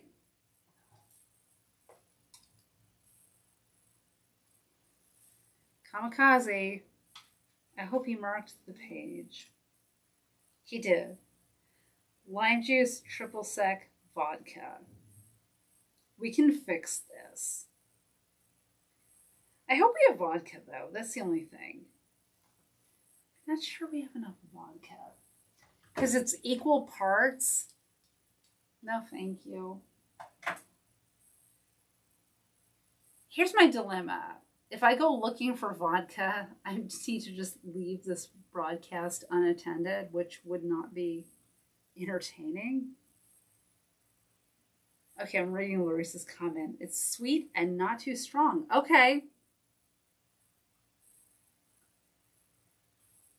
I haven't had a kamikaze in decades, but... Oh, Lisa's saying, you'd be surprised at how many folks like the box wines at a party. They feel like they can drink more without feeling guilty. I can see that. My favorite cousin, yeah, I can totally see that. I'm thinking, okay. Oh, John is saying, how do you like the vintage cocktails you make for your... How do you like the vintage cocktails you make for... I haven't made anything I don't like. That was messy, but I haven't made anything I don't like. If it sounds terrible, I don't make it. I want to find my small shot glass. Small metal shot actually is the perfect half-ounce measure. Oh, here we go. Oh, no, that's it. Pointing the shot. Are you really doing this? You have to actually try the real thing before you can try what the hell people are talking about. So, let's see here. We have an appointment at noon tomorrow. That's it. Boom. Keep it easy. So this thing is the we have actual... an appointment at noon tomorrow. Yeah, because people dared me. Nobody dared me. The actual kamikaze is lime triple vodka, equal amounts. Okay. We got vodka. Do we have vodka? Yes, we do. We have lime, which is this. I love the planter's idea. Mm-hmm. It's a great idea. Are you going to shoot this? I'm going to try it. Okay. And when it's terrible, I'm going to try to improve it. I kind of think it's going to be terrible. Is this big enough? Mm-hmm. I don't know why I'm enabling this, but okay. Yep.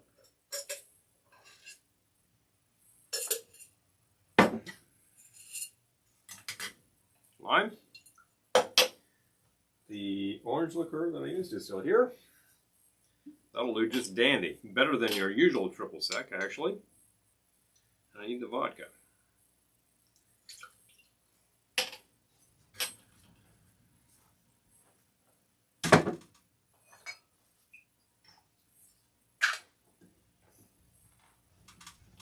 Thank you. Happen to have the Smuggler's Notch. I don't know why I'm enabling vodka this, but from Vermont. We were just up in that direction, and we found a lot of their products.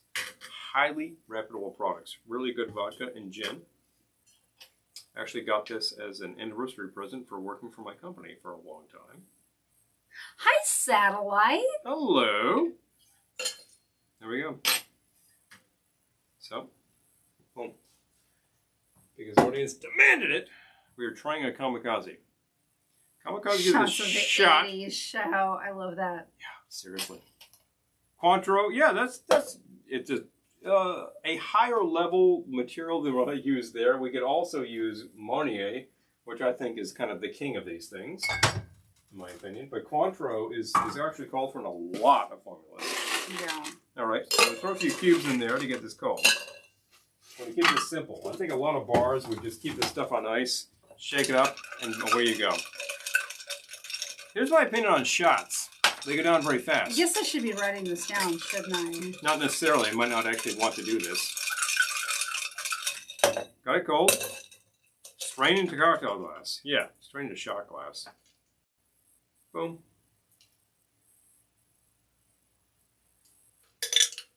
I'm going to taste this and see where it is.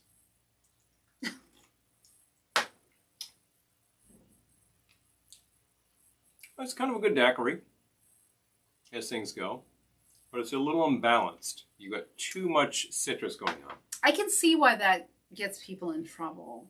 Yeah, because 1, 2, 3, and suddenly you've had about 3 shots. Shoot it. Yeah. Well, actually, 1, 2, 3, you've had 1 shot of your base liquor. The rest of it is not that relevant. Thursday night. Yep. How could we improve this? The improved kamikaze. I'm not entirely sure why it's a kamikaze. The kamikaze pilots were from Japan. I would just change... There's nothing Japanese about this. Your vintage food is fascinating. Mm-hmm. Well, tomorrow won't be any different.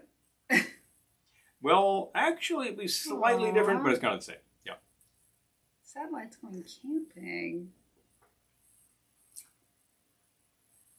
You know, I don't think it's bad, honestly. It's not bad. It's very tart. I wouldn't change... I'm not sure I would change that up too much, the kamikaze. Vary that a bit. Aww.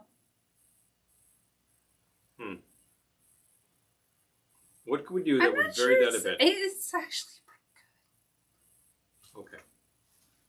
I just wouldn't shoot it. That's what I would do. No. Not shoot it. No, it's not a shooter. Yeah, it's good.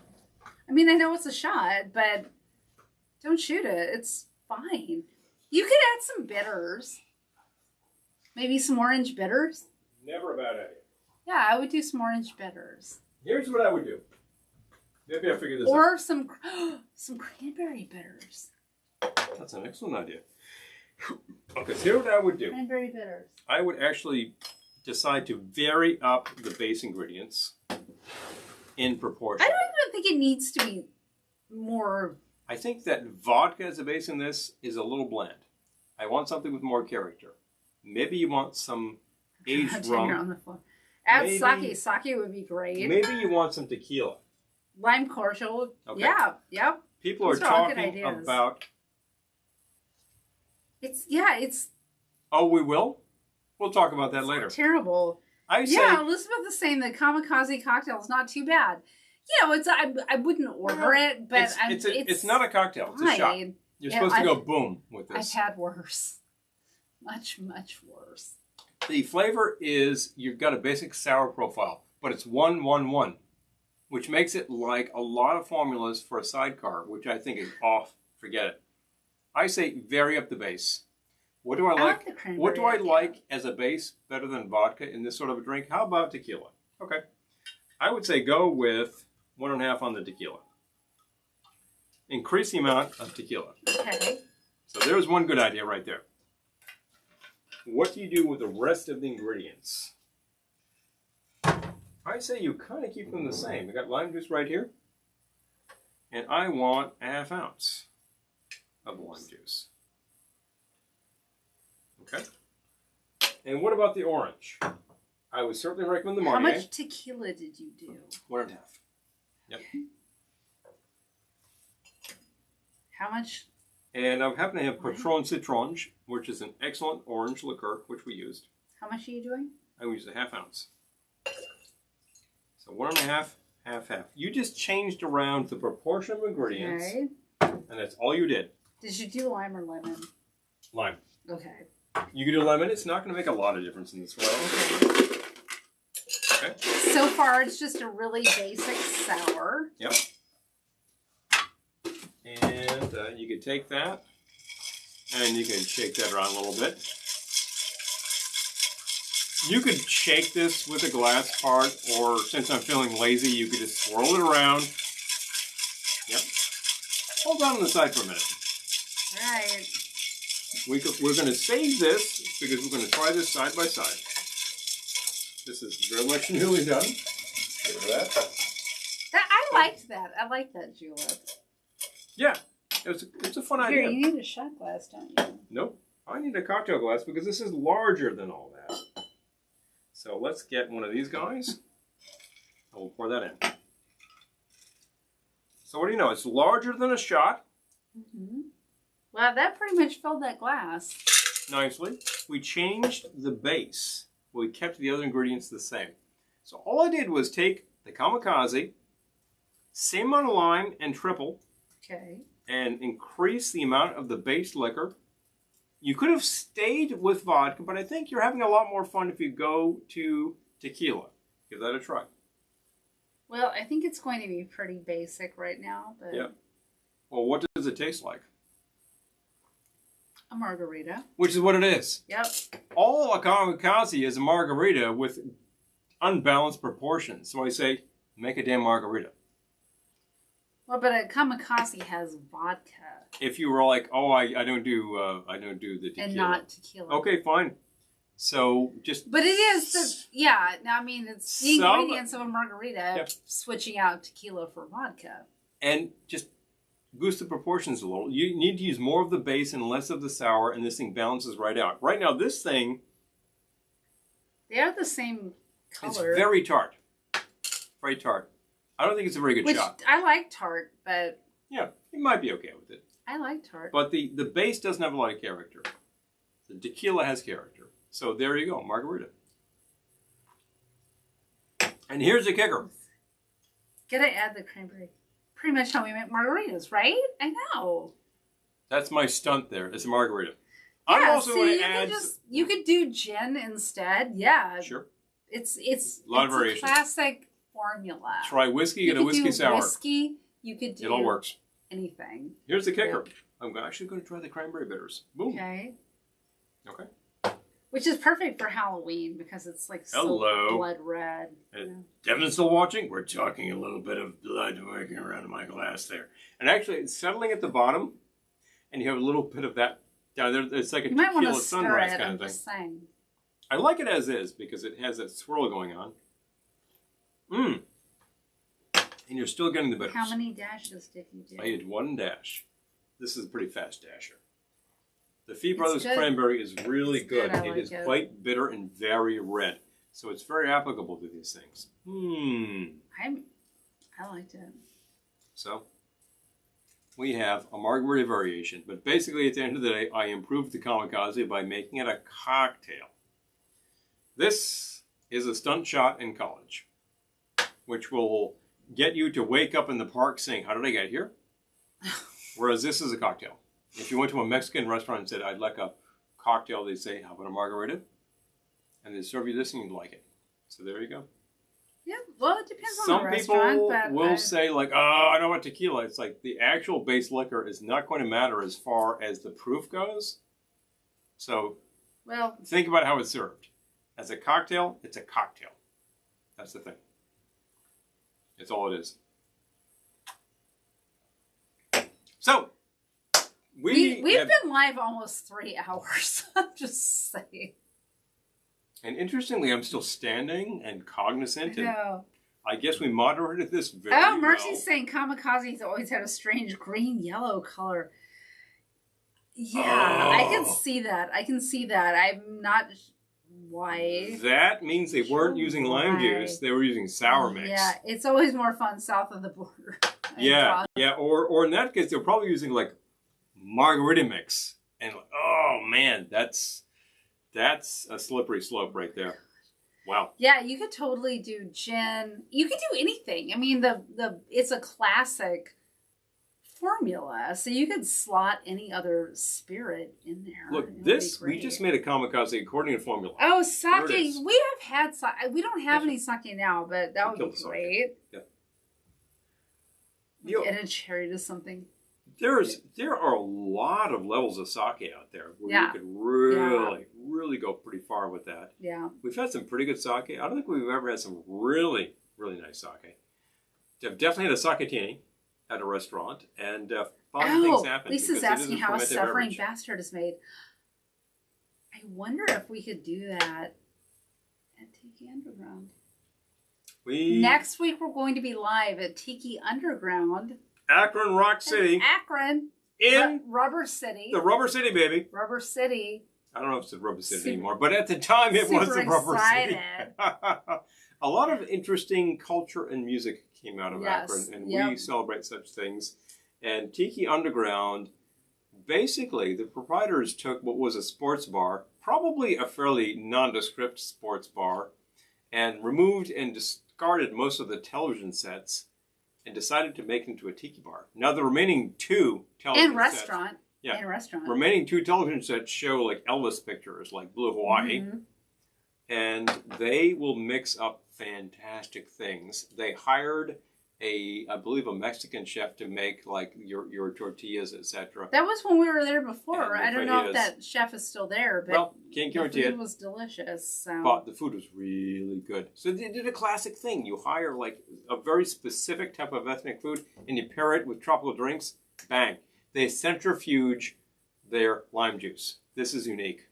We need to do a Suffering... Have we done a Suffering Bastard on a video? I don't recall. If we have, it's been a long time. We need to do it. All right. And the fact is... We need to do it soon. It's a much maligned drink. I like a Suffering Bastard. That can be really terrible or can be really good. And Jeff Berry actually did the deep dive on that and found out that there's not only the Suffering Bastard, there's a whole series of drinks. Yes. A guy named Joe Sialom, who was actually working in Cairo at the time, came up with the Suffering Bastard. This is probably the early part of the war. Well, a lot of people were suffering at the time. And then he came up with something called the Dying Bastard, which was a variation on that. And then when he wasn't satisfied, he went further and said, the final drink is the Dead Bastard. No. So there's something called the Dead Bastard. Which we need to do that. Like, we could do that series for a video. I would love that series for a video. The Suffering Bastard has a specific mug. We have the mug. It's great. I will remember this. But next week, we will be live at Tiki Underground in Akron, Hudson, Ohio. The week after that, we're doing after-school specials because...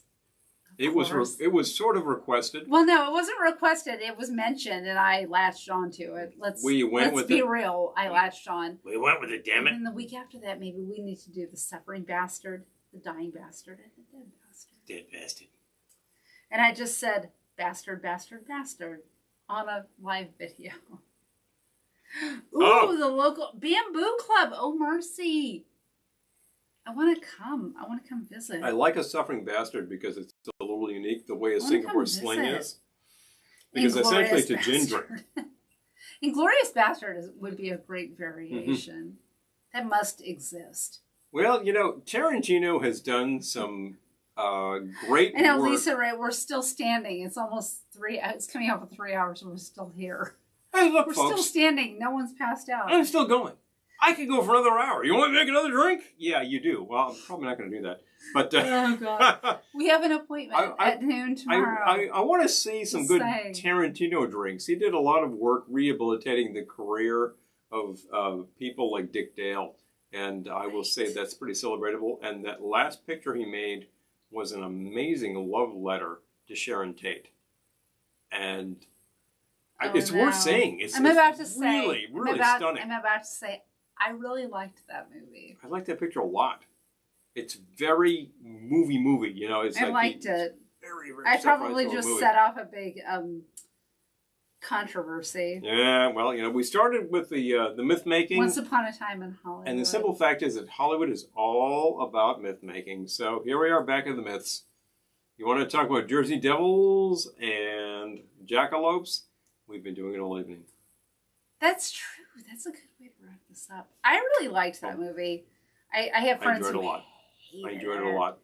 I really enjoyed it. Is it self-indulgent? Well, it's not. Well, a lot of things are, but it's not one of these things that is just impossible because it moves, it flows.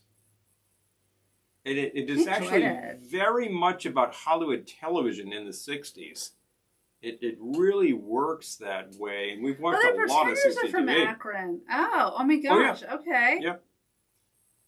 You got your Pretenders, you got your Devo, you got your Tin Huey, you got your Bizarros. Oh, I really like the Bizarros.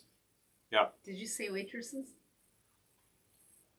And of course, you have your side project of Tin Huey, which is the Waitresses, which is potentially the second most successful of them all. Devo really hit it big. Right. And that really paved the way for a lot of things. But the Waitresses had essentially 3 recognizable songs.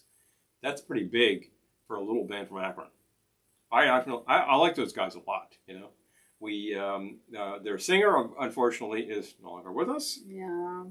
But, you know, their guitar player has been making music the whole time. So. All right. I think it's time to it's about that time. Shove off. Yep. Yep. Try that out.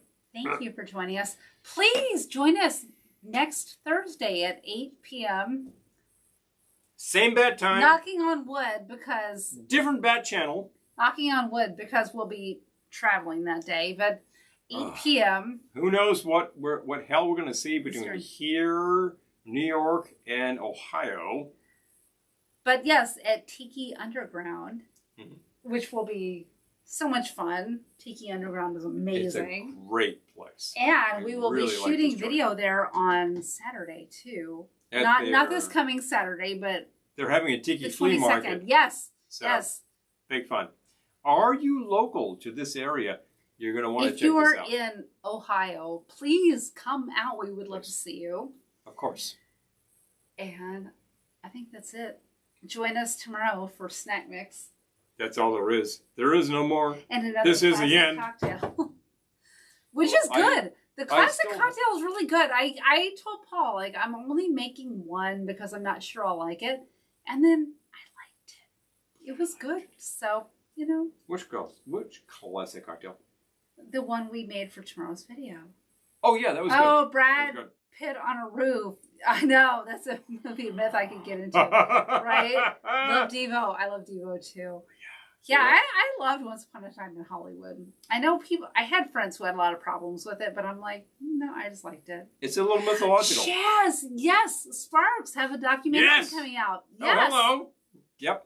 Oh, the home of the jackalope, Arizona. Arizona's the home of the jackalope. That's probably where I've seen the jackalope. We saw a taxidermied jackalope in a restaurant. I have to think I'm sure Arizona is where I saw it. It might have been TP, and that's right there. I gotta tell you. Yep. And we want to talk about like movie myth making. I think you're right in the center of all that. I seem to recall that you and your neighbors do extremely elaborate things around Halloween, which is absolutely off the nut. So envious. Our neighbors are duds, but there's no neighbor there, and these people are not going to do it. So it's up to you. Our neighbors are duds. It is up to you, Arizona. And in the meantime, we have presented you with some really interesting things this evening, including the improved kamikaze. If we do say so. The improved kamikaze is called a margarita. So if you have any questions about that, let me know and we'll go from there. But we had some great discussions in here about urban legends, cryptozoology, complete BS, which actually, that's totally okay with me at most times of the day. We're talking about this show. I can deal with BS. It's just part of the fun. Myth making, the human desire to tell tales from the campfire, blah, blah, blah. So next week, we will be at Tiki Underground. Mm-hmm. The week after that, we will be doing after-school specials. Because, the audience... Which is just terrifying because that's all about kids and we're going to do cocktails. But anyway, in my mind, it makes sense. But 3 words for you, Jan, Michael, and Vincent. Yes. And then the week after that, we need to do the suffering bastard, the dying bastard, the dead bastard. The triumvirate of bastards. And I think that kind of says that all right there. Yep. Oh. Makes sense. Yeah. On Monday, you'll have new material from Glendora, who has a new tale to tell as always. Because, new tale to tell. Anyway, whatever. Thank you for the little high five reference there and the new wave reference. And of course, she has a continuing story and saga going on with her various moron boyfriends who think that she is easily led. She is not easily led. And on Friday, tomorrow, we have a new episode. On Friday, tomorrow. With Snacks Mix. Oh, boy. That's kind of fun. And all sorts of new things. But in the meantime, we thank you all for watching. Yes. All the hijinks that we do and all the ridiculousness that we bring you because it's no fun if we're by ourselves. So. I always say that. Thank you. We will always bring you the sublime to the ridiculous. I will call this the ridiculous. Oh, Chaz. Yeah, no, there was crypto talk. And that's the sublime. You can go to blah and you can go to better. Thank you, Lisa. Sure. Oh, yeah, please. And as always, thank you all for the ideas because we work off of that. Thank you all the people who are sponsoring us right now on Patreon. That is marvelous. It helps this thing to happen. If you would like to, drop us a line. We'll let you know how that's done. But in no time at all,